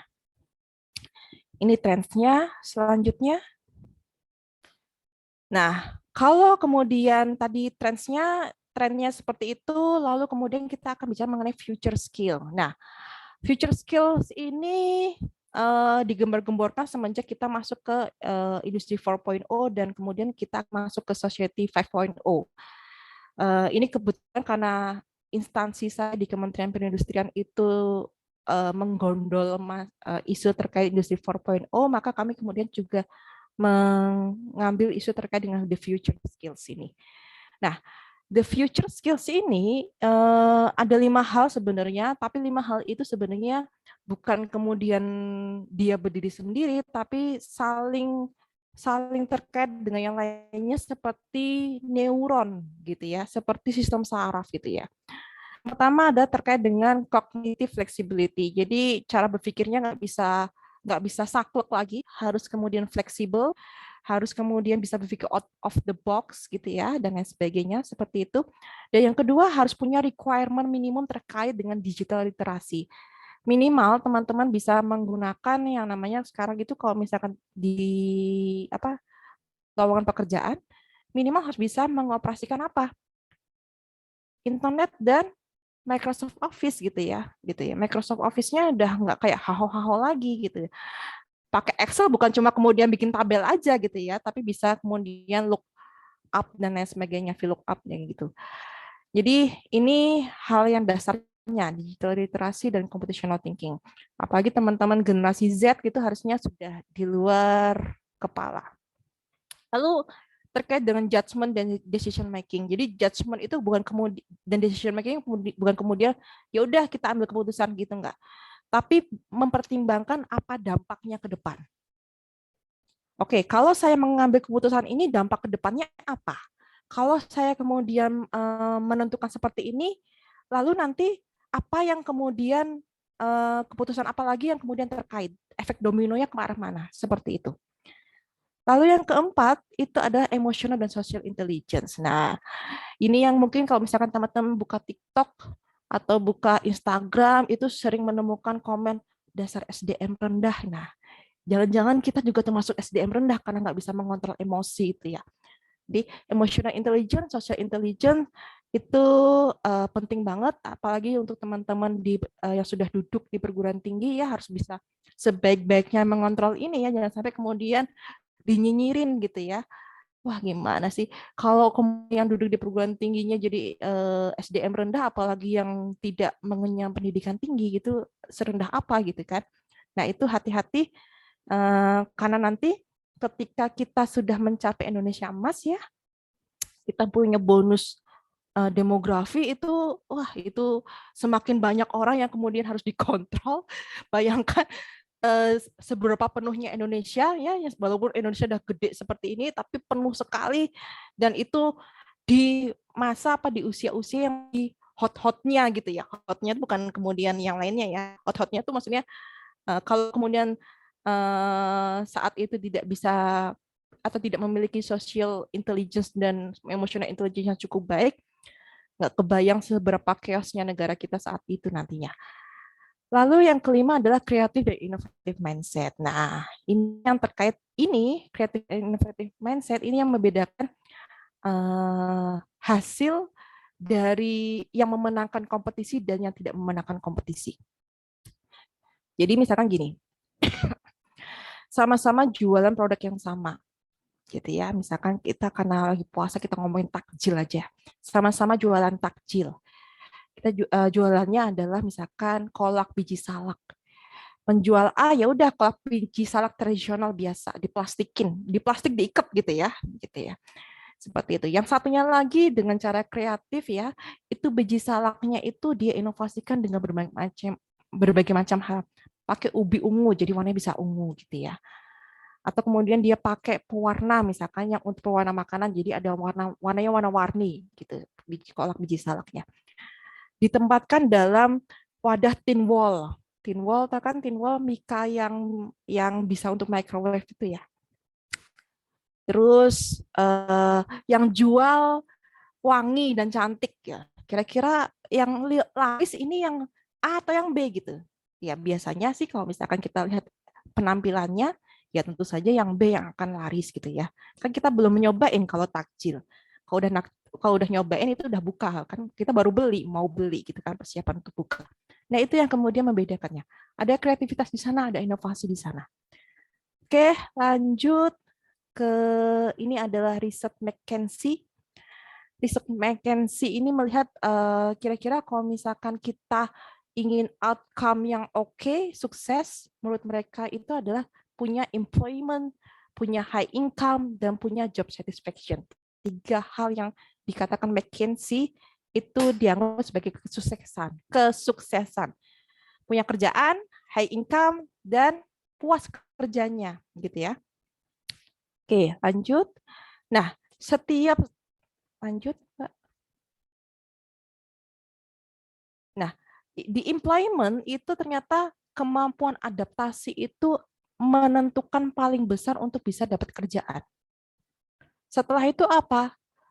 Bisa mengatasi ketidakpastian. Ya ini masih ada kaitannya dengan adaptability, tapi ini lebih fokus ke coping with uncertainty. Jadi bisa mengatasi ketidakpastian. Lalu kemudian bisa men-synthesizing message. 3 hal ini itu yang kemudian saat ini dianggap oleh McKinsey itu berpengaruh paling besar untuk employment. Ya walaupun di bawahnya masih ada ya, ini kan skornya tipis-tipis ya. Kalau 2 hal ini, coping with uncertainty dan adaptability ini punya dampak yang cukup besar. Yang ini ke bawah karena skornya tipis-tipis ya, ya dikuasai lah bareng-bareng, kira-kira begitu. Ini adaptif saat ini bukan kemudian yang penting bisa bergaul ya. Salah satunya yang paling mengerikan untuk calon pelamar kerja yang baru fresh graduate itu adalah bersedia ditempatkan di luar daerah gitu ya. Takut banget itu saya. Takut banget gitu. Apalagi kalau misalkan harus masuk ke mes, masuk hutan, keluar hutan gitu kan. Takut banget tuh gitu. Nah, itu yang kemudian yang dianggap sebagai adaptability. Jadi pernah punya pengalaman di tempat saya adalah ada 2 anak ya, yang satu yang si A ini pinter banget gitu ya. Cuma memang tadi tuh dia takut banget tuh kalau misalkan harus ditempatkan di mes gitu, masuk hutan, keluar hutan gitu ya. Sedangkan si B ini biasa banget gitu, teman-teman. Tapi ketika dia ditanya apakah bersedia ditempatkan di mes atau di project gitu ya, dia mantep tuh jawabannya, siap gitu. Dan kemudian siapa yang dipilih oleh perusahaan? Yang B. Gitu. Karena apa? Adaptif.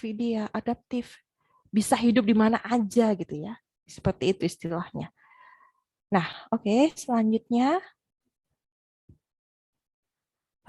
high income. Apa yang kemudian menentukan untuk high income? Ini paling kita sukai ya, high income. Work plan development. Jadi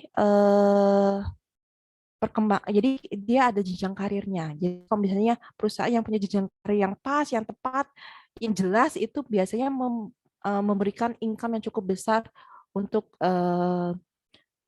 pekerjanya.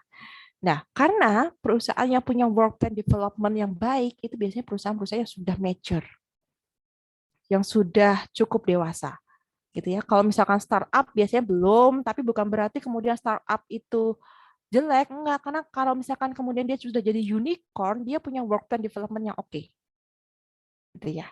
Jadi kira-kira kayak gitu ya, bisa dipahami ya teman-teman. Terus yang terakhir, nah job satisfaction. Nah, job satisfaction, apa yang kemudian mempengaruhi job satisfaction yang paling utama? Yaitu adalah self-motivation dan wellness. Kita butuh untuk sehat jiwa dan raga, body and soul gitu ya. Kita butuh untuk terus merasa gembira, merasa tertantang ketika kita berangkat kerja. Jangan sampai ketika kita berangkat kerja, ya kok kerja lagi sih, gitu kan. Nah itu bukan menunjukkan job satisfaction lagi tuh gitu ya. Tapi kalau wah besok kerja lagi, wah seneng nih gitu. Ada nggak yang seperti itu? Ya ada, cuma memang nggak banyak gitu ya. Karena kan memang orientasi kita selama ini, terutama di negara berkembang, yang penting saya bekerja untuk menghidupi diri saya. Tapi untuk level-level tertentu, nanti kalau misalkan teman-teman sudah pada tahap minimal manajemen, itu akan mulai merasakan yang namanya self-motivation dan wellness itu. Jadi self-motivation dan wellness itu nantinya akan menyebabkan job satisfaction. Wellness itu nggak cuma kemudian sejahtera secara lahir, yang tadi mungkin terkait dengan high income, tapi juga sejahtera secara emosional, kira-kira gitu. Oke, yang terakhir ini kata kunci penutupnya ya.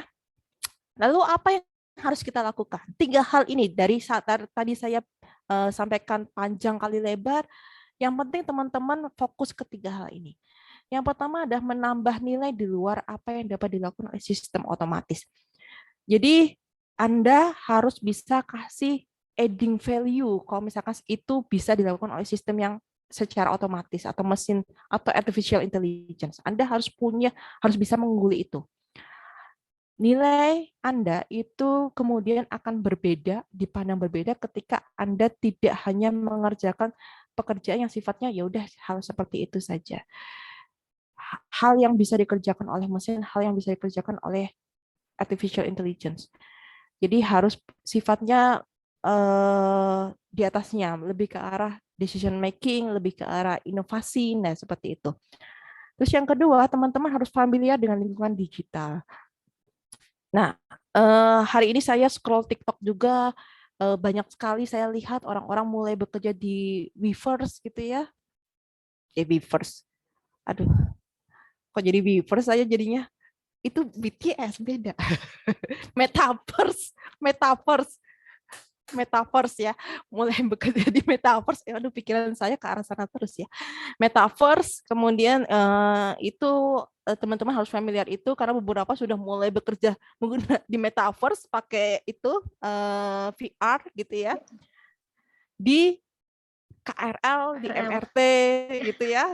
Bayangkan kalau misalkan Anda nggak familiar, kamu liatin gitu, itu apaan gitu kan, ngerti kalau ternyata ya yang bersangkutan sedang bekerja gitu ya. Terus yang ketiga adalah terus beradaptasi dengan cara kerja dan pekerjaan baru yang seringkali disebut oleh orang-orang itu sebagai agility gitu. Nah, sekian dari saya kembalikan lagi ke Dek Santi. Silakan Dek Santi. Baik, terima kasih banyak Mbak Wikan dan Mbak Sofia yang sudah memberikan materinya pada hari ini. Luar biasa, silakan teman-teman dapat memberikan reaction dulu nih untuk kedua narasumber kita pada hari ini. Nah, sesi selanjutnya adalah diskusi dengan narasumber kita. Saya lihat sudah banyak sekali pertanyaan di kolom chat, tapi saya mau teman-teman yang punya pertanyaan yang berani open mic, 2 orang, silakan teman-teman untuk dapat silakan open mic. Izin bertanya, Mbak. Baik, silakan. Baik, terima kasih kesempatannya Mbak FC. Sebelum saya menyampaikan pertanyaan saya, izin saya memperkenalkan terlebih dahulu. Perkenalkan, nama saya Sabila Gintara, mahasiswa Universitas Sriwijaya, jurusan Sosiologi angkatan 2021. Izin bertanya kepada Mbak Sofia.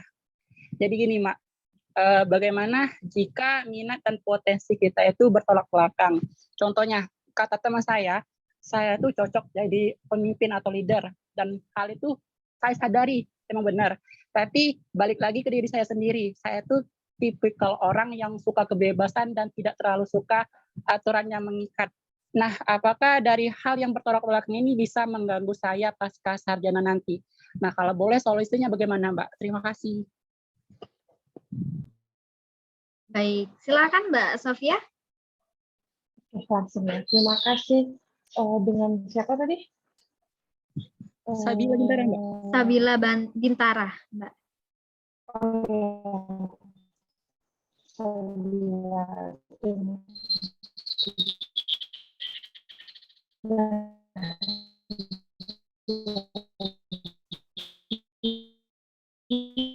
Mohon maaf Mbak Sofia, ini sepertinya gangguan ya Mbak ya?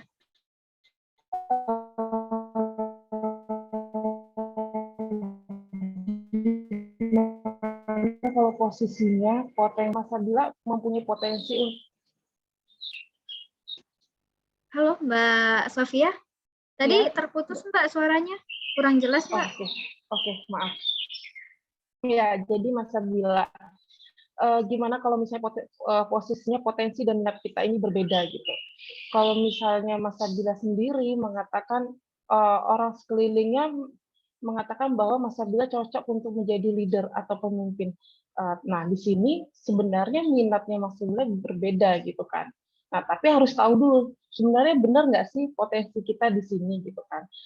Kita harus menggali, mencari tahu dulu, tidak hanya dengan orang sekeliling kita harus mempertanyakan ke diri kita sendiri, kita cocoknya di mana. Kalau misalnya memang menurut Mas Sabila cocoknya saya lebih sukanya minatnya hal kebebasan dan nggak masalah, nanti kan di dunia pekerjaan, setelah misalnya di dunia luar, setelah pasca sarjana yang dilihat kan identitas, kompetensitas diri kita gitu kan di luar, gimana kompetensi kita di luar gitu. Kalau misalnya memang minatnya bukan menjadi pemimpin atau leader dan lebih berjiwa bebas, kita bisa terjun ke dunia kerja yang bisa menuntut untuk mengembangkan potensi dan minat kita itu gitu, yang sejalan gitu. Banyak kok misalnya misalnya jiwa bebas tapi kita potensi kita pemimpin atau leader, kita bisa mencari pekerjaan dunia yang sesuai dengan misalnya minat kita yang mau bebas gitu kan, jiwa kita bebas. Nah,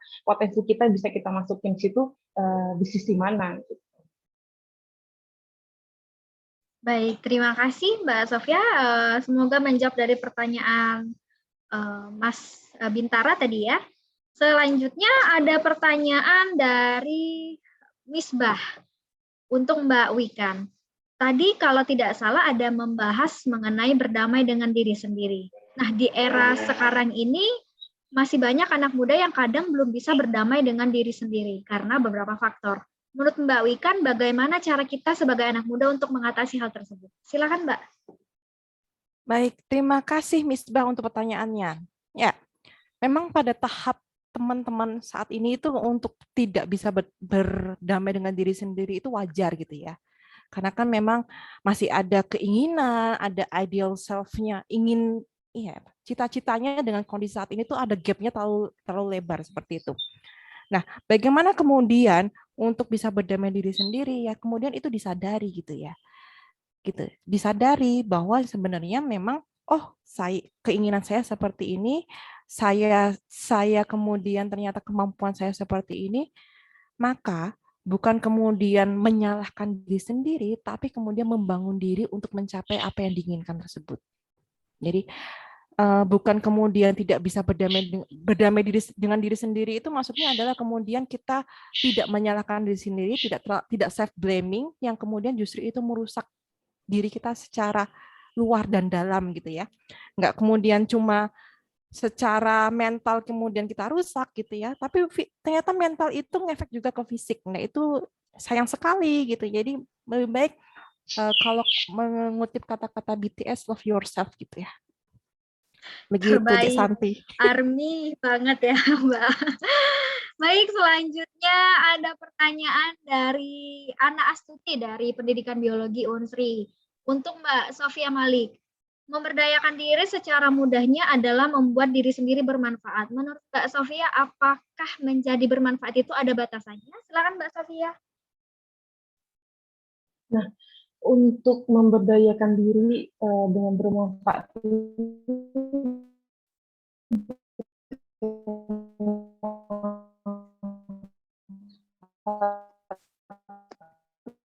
ini luas ya.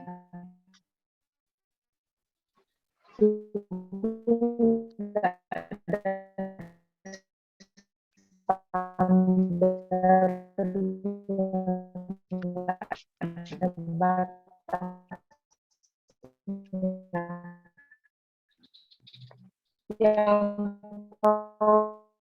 kita batas standar kita sudah bermanfaat atau enggak, yaitu diri kita sendiri. Misalnya dari hal pandemik dan endemik ini banyak posisinya ya, banyak banget yang ternyata belum bisa salah satunya atau bisa punya pekerjaan gitu kan. Tidak masalah gitu kan. Kita bisa tetap bermanfaat untuk lingkungan kita, untuk orang tua kita dengan cara mungkin dengan Ayo, kami duit.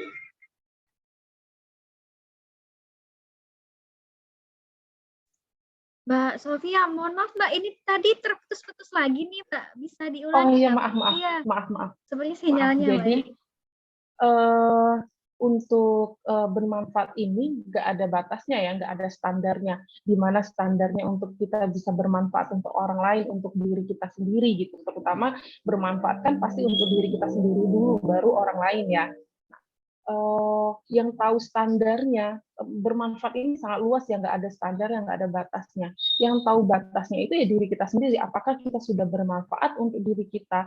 Apakah kita sudah bermanfaat untuk orang lain? Ini kita sendiri yang tahu gitu kan nggak ada batas, jadi sangat luas. Contoh kecilnya misalnya di zaman era pandemi dan setelah pandemi endemik ini, banyak banget keresahan pastinya di antara teman-teman kita bahwa fresh graduate ternyata setelah lulus, setelah fresh graduate ternyata sulit untuk mencari pekerjaan, sulit untuk mendapatkan pekerjaan. Lalu apakah di sini bermanfaat kita sebagai anak atau bermanfaat kita sebagai pribadi personal? Apakah terhenti gitu kan? Tidak. Maksudnya itu di sini tidak bisa tidak kita masih tetap bisa bermanfaat untuk diri sendiri, untuk orang tua, dan untuk lingkungan kita. Contohnya hal kecilnya aja, misalnya kalau misalnya kita fresh graduate, kita sangat sulit untuk mencari pekerjaan, kita belum bisa mendapatkan pekerjaan, kita hanya di rumah saja, tapi kita bisa bermanfaat gitu kan, menciptakan bermanfaat untuk diri sendiri dan lingkungan kita. Contohnya misalnya ke orang tua, dengan kita diam di rumah, dengan kita menolong orang tua, kita sudah sangat bermanfaat kan, atau untuk bermanfaat diri kita sendiri gitu, dan bermanfaat untuk orang lain. Misalnya kita di rumah nggak bisa ngapa-ngapain, Ramadan seperti ini gitu kan, kita bisa membangun open donasi gitu, berbagi gitu kan, itu bisa juga dengan kita bermanfaat dan memberdayakan diri kita. Baik, terima kasih Mbak Sofia. Teman-teman, satu lagi untuk yang mau bertanya secara langsung, silakan open mic nih. Sebelum kita lanjut lagi membahas pertanyaan yang ada di chat, silakan kalau ada teman-teman. Oke, baik. Kita lanjutkan pertanyaannya dari sebentar. Ada dari Suci Permata Indah kepada Mbak Wikan. Bagaimana meningkatkan self-empowering tapi dikelilingi oleh lingkungan yang toksik? Jadi kita selalu merasa takut dan cemas untuk memberdayakan diri sendiri karena omongan-omongan orang yang selalu memojokkan dan mengecilkan kita. Silahkan Mbak Wikan. Oke. Iya, ini baru kemarin nih saya punya anak kelas 4 SD, dia punya lagi seneng-senengnya main, kemudian tiba-tiba dia cerita, ya aku nggak mau temenan sama dia karena dia toksik gitu. Wah. Itu anak kelas 4 SD ngomong kayak gitu ya. Jadi kalau misalkan teman-teman mahasiswa saat ini bicara seperti itu, oke, udah biasa gitu ya. Terus gimana kalau misalkan kemudian kita punya teman-teman toksik terus kita nggak bisa mengembangkan diri sendiri, apa yang harus kita lakukan? Oke, itulah kemudian kenapa kita harus membangun networking seluas-luasnya. Gitu ya. Karena kalau misalkan kita nggak cocok di lingkungan kita bisa kemudian berpindah ke lingkungan lain yang kemudian supporting. Nah, untuk bisa, jadi itu yang kemudian kadangkala yang mungkin disebut oleh fresh graduate, misalkan dapat kerjaan di tempat lain gitu ya, wah ini gara-gara the power of orang dalam gitu. Hello, orang dalam itu ya kalau misalkan itu yang sifatnya nggak bisa kemudian kita pilih ya, misalkan orang tua atau saudara itu memang nggak bisa kita pilih. Tapi kalau misalkan sifatnya itu kenalan, relasi, networking itu masih bisa kita upayakan. Itu yang harus teman-teman pikirkan. Jadi semakin banyak, semakin luas pertemanan teman-teman, semakin luas networking teman-teman, maka sebenarnya support sistemnya itu bisa diperoleh tidak harus tunggal di satu tempat saja, bisa dari berbagai macam tempat. Sebagai contoh yang dilakukan oleh salah satu mahasiswa saya, dia merasa tidak punya support system di kampus. Gitu. Karena memang ini anak cukup unik gitu ya, berbeda gitu ya. Maka dari mana dia dapat support systemnya? Dia main LinkedIn. Jadi kalau misalkan saya sebutkan sekarang jadi artis LinkedIn gitu loh, karena dia cari support systemnya di situ. Jadi support system itu tidak harus yang sifatnya fisik ya teman-teman. Sifatnya misalkan kita nggak kenal, kita nggak pernah ketemu, nggak pernah kopi darat dengan orang tersebut, tapi ternyata kemudian dia bisa memberikan influence yang bagus buat kita, bisa kita katakan sebagai support system kita. Nah, itu bisa dari berbagai macam hal yang salah satunya yang digunakan oleh mahasiswa saya. Hingga saat ini, kita sebut dia sebagai seleb LinkedIn, itu adalah menggunakan support systemnya lewat LinkedIn karena merasa bahwa dia merasa lebih aman ya ketika berinteraksi secara online dibandingkan harus bertatap muka langsung gitu ya.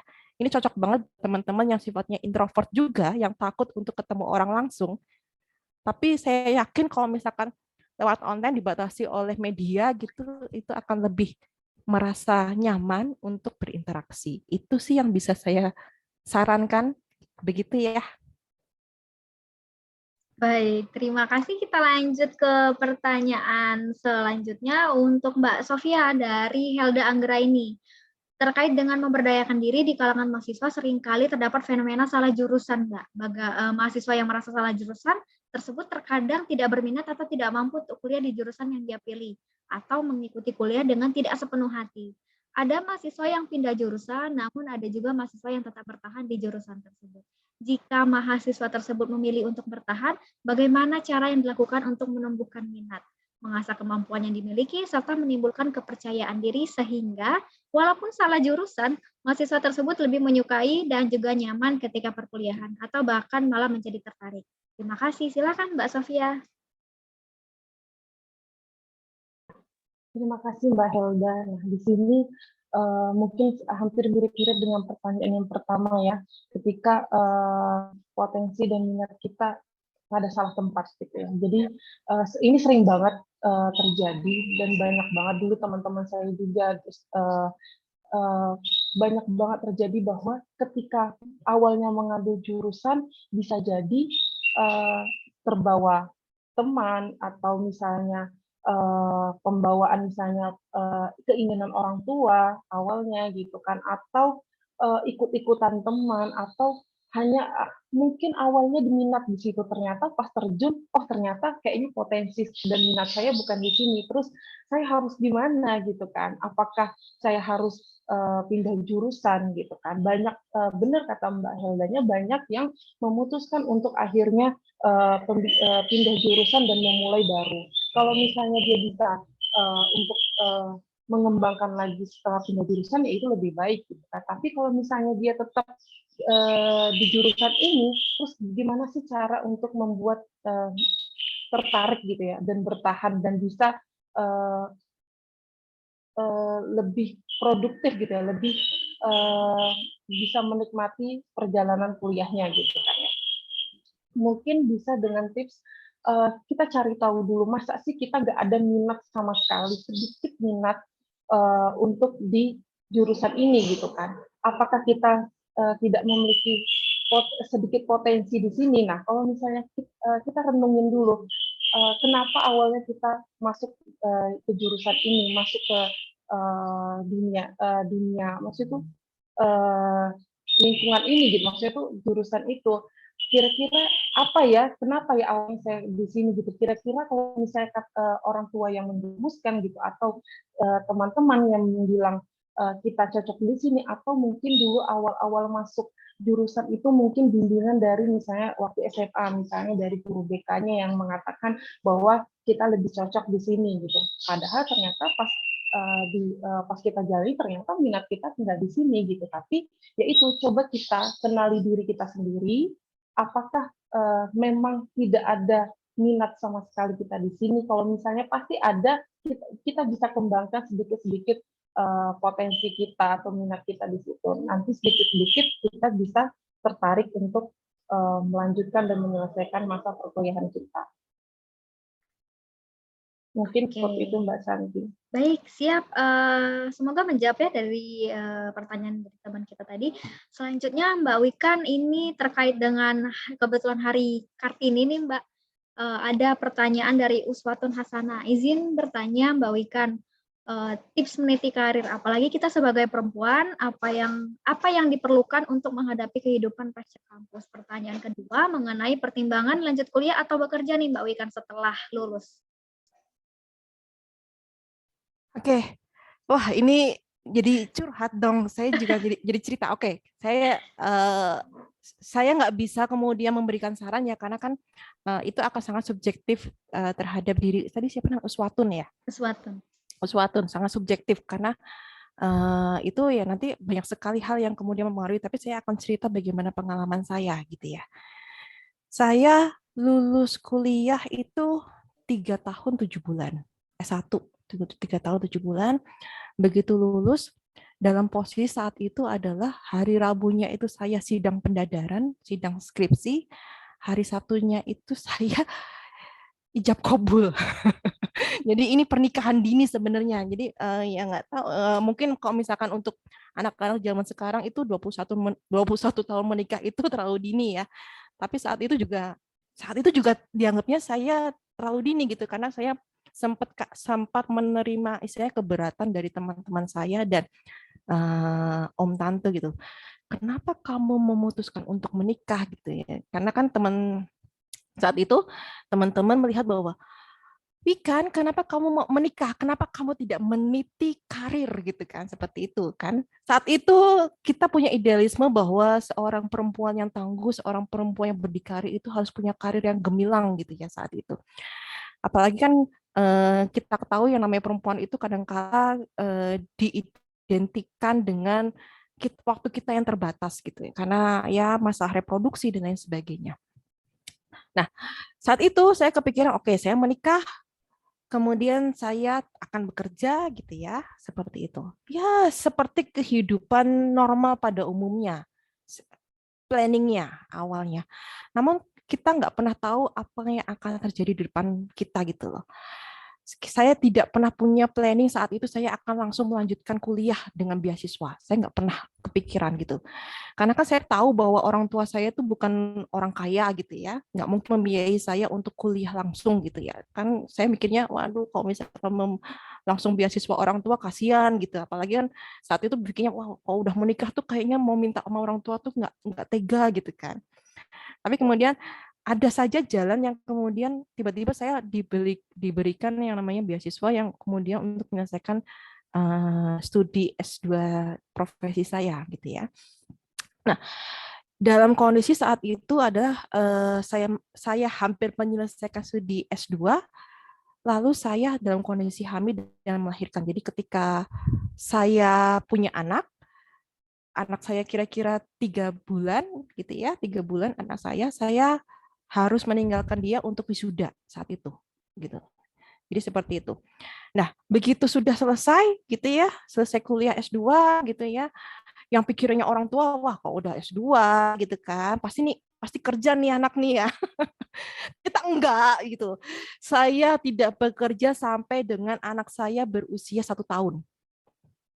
Jadi ya itu tadi, kayaknya memang jalan hidup saya diminta untuk memberikan ASI eksklusif dan memberikan full time untuk anak saya selama 6 bulan dulu itu. Saya pokoknya sampai segitu.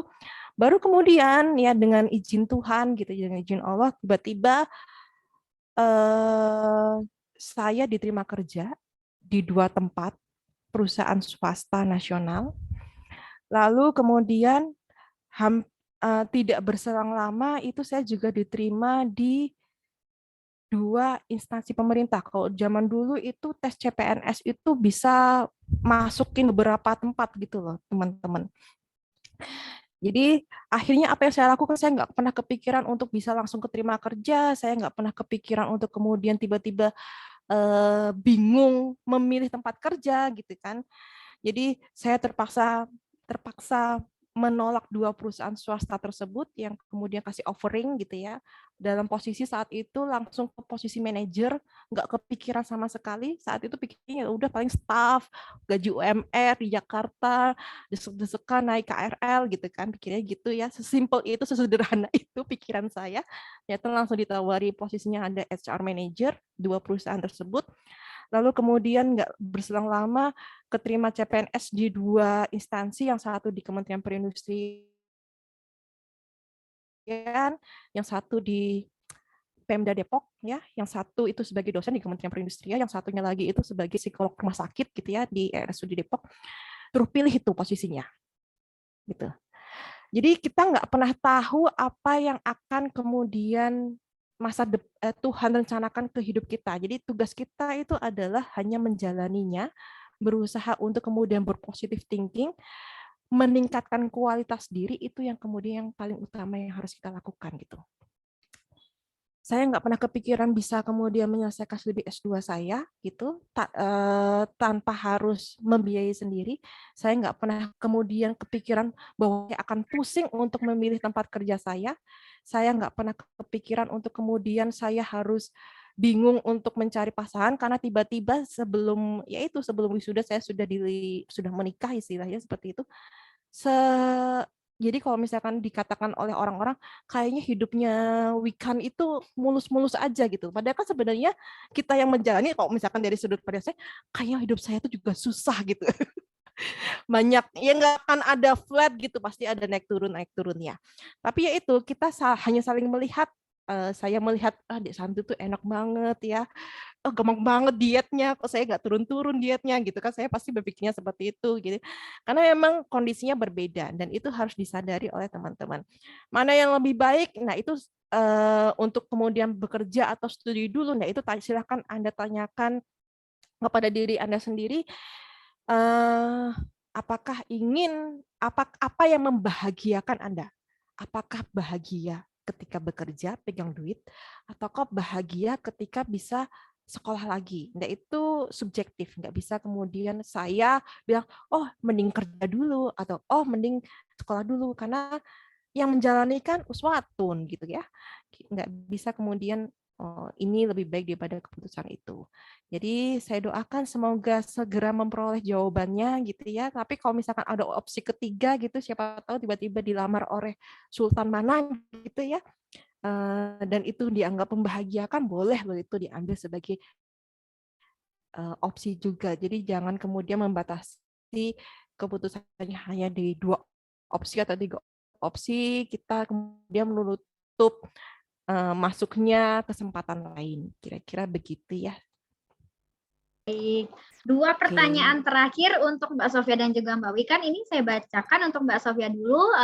Pertanyaan dari Irma Yuniar dari Fakultas Pertanian.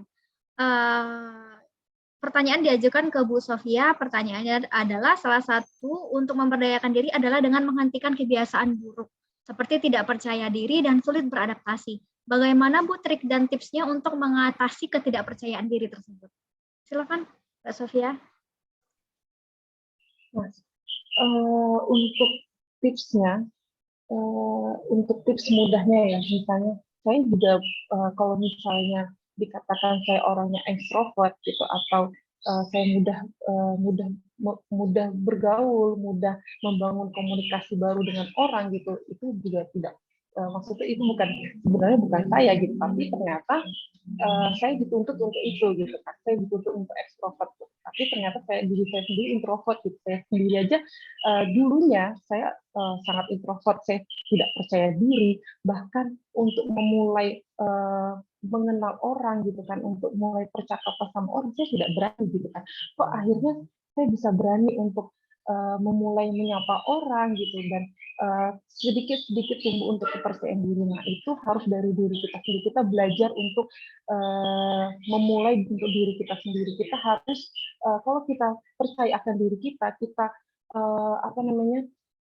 kita tahu kelebihan kita, terus tuh kita bisa afirmasi sehari-hari, misalnya dengan cara biasanya dulu saya sering berbicara sendiri ke kaca. Anggap aja kaca itu orang lain gitu kan. gimana sih cara untuk mencoba untuk menjalin awal komunikasi, berkenalan sama hal sepele, misalnya berkenalan sama orang gitu, atau menjalin relasi sama orang. Biasanya dengan seperti itu. Jadi tumbuhkan kelebihan-kelebihan pada diri kita sendiri dulu, baru nanti sedikit-sedikit kita berani untuk keluar gitu. Baik, terima kasih Mbak Sofia. Lanjut ke pertanyaan terakhir untuk Mbak Wikan dari Desi Mardianti, Ilmu Administrasi Publik, Unsri. Mbak Wikan, bagaimana menurut Mbak Wikan mengenai quarter life crisis di umur-umur produktif seperti saya sebagai fresh graduate? Silakan Mbak Wikan. Oke, ini iya, quarter life crisis itu nyata ya teman-teman ya. Saya juga pernah merasakannya, mungkin Dek Santi juga pernah merasakannya, atau sebagian besar kita pernah merasakannya. Nah, ini quarter life crisis-nya itu mungkin quarter life crisis saya dan quarter life crisis-nya Santi itu beda gitu ya. Karena kondisi saya ketika saya itu saya sudah punya peran ganda saat itu, ya jadi istri, jadi ibu, ya jadi mahasiswa gitu kan saat itu. Jadi subjektif itu lagi, tapi bagaimana kemudian kita menanggapinya, ya tadi itu kemudian nikmati pace-nya teman-teman masing-masing, itu pace-nya pasti berbeda-beda. Kita tidak sedang melakukan perlombaan dalam hidup.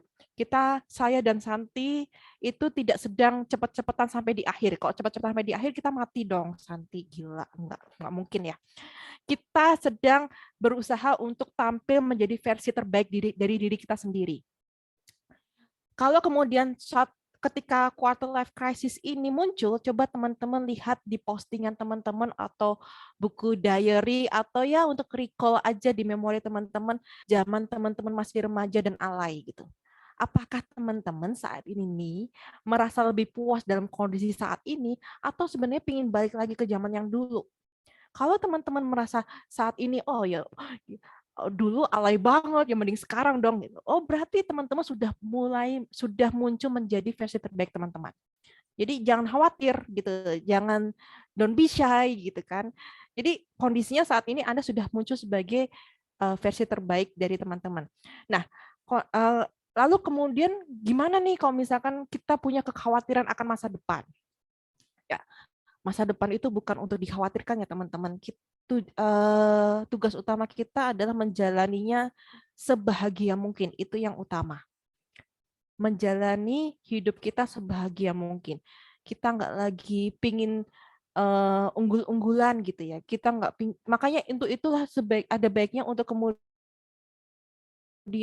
mending pakai earphone gitu ya, jangan dengerin kata tetangga atau kata bukan kata ibu ya, bukan kata orang tua, bukan berarti kemudian mengabaikan gitu, enggak, cuma hal-hal yang sifatnya membandingkan itu sebaiknya ya jangan terlalu dianggap serius gitu. Apalagi nanti nih ketika Lebaran gitu ya, pasti ditanyain habis salam-salaman, kamu kapan ya? Gitu kan. Tunggu dulu, jangan gitu. Ya pokoknya intinya adalah ketika itu tebal-tebalkan telinga gitu ya, ingat bahwa Anda di sini yang terpenting adalah diri Anda sendiri yang bahagia, bukan kemudian kita sedang berlomba dengan orang lain. Dan itu diyakinkan, dan kalau misalkan kemudian tiba-tiba muncul overthinking terus, duh kok kayaknya hidupku tidak berguna-guna amat gini ya, apa yang harus aku lakukan? Flashback, apakah saat ini Anda sudah baik dibandingkan yang lalu? Kalau misalnya sudah baik, apresiasi diri sendiri, lalu kemudian tetap berusaha untuk nantinya, misalkan 5 tahun ke depan, 10 tahun ke depan, atau kapanpun itu, Anda muncul sebagai versi terbaik diri Anda dibandingkan yang hari ini. Gitu. Itu aja ya. Ayo sayangi dirimu sendiri gitu ya. Baik, terima kasih banyak dengan pertanyaan tadi dan jawaban dari Mbak Wikan. Ini menutup sesi tanya jawab di diskusi kita pada hari ini. Sekarang kita akan mendengarkan closing statement dari Mbak Sofia Malik terlebih dahulu, kemudian dilanjutkan dengan Mbak Wikan. Kami ingatkan kembali untuk teman-teman dapat mengisi absensi yang sudah kami cantumkan pada kolom chat. Kami tunggu sampai pukul 16 WIB hari ini ya, teman-teman. Silakan Mbak Sofia Malik. Saya mengambil statement akhir dari Mbak Wikan dari tadi. Jadi kalau kita sudah mencintai diri kita sendiri, kita sudah merasa puas pada diri kita sendiri, insya Allah ke depannya kita bisa mengasah potensi kita bisa mengembangkan potensi kita bisa lebih tahu diri kita seperti apa, kita cocok di mana. Seperti itu. Semoga teman-teman di era endemik ini bisa lebih sukses ke depannya, bisa lebih memberdayakan diri, kalian lebih baik di mana potensi dan minat kalian nantinya. Baik. Silakan Mbak Wikan. Baik. Ya, tadi intinya adalah kita tidak sedang berlomba dengan orang lain. Yang sedang kita kalahkan adalah diri kita yang buruk. Kita akan tampil menjadi diri kita yang terbaik, versi terbaik kita.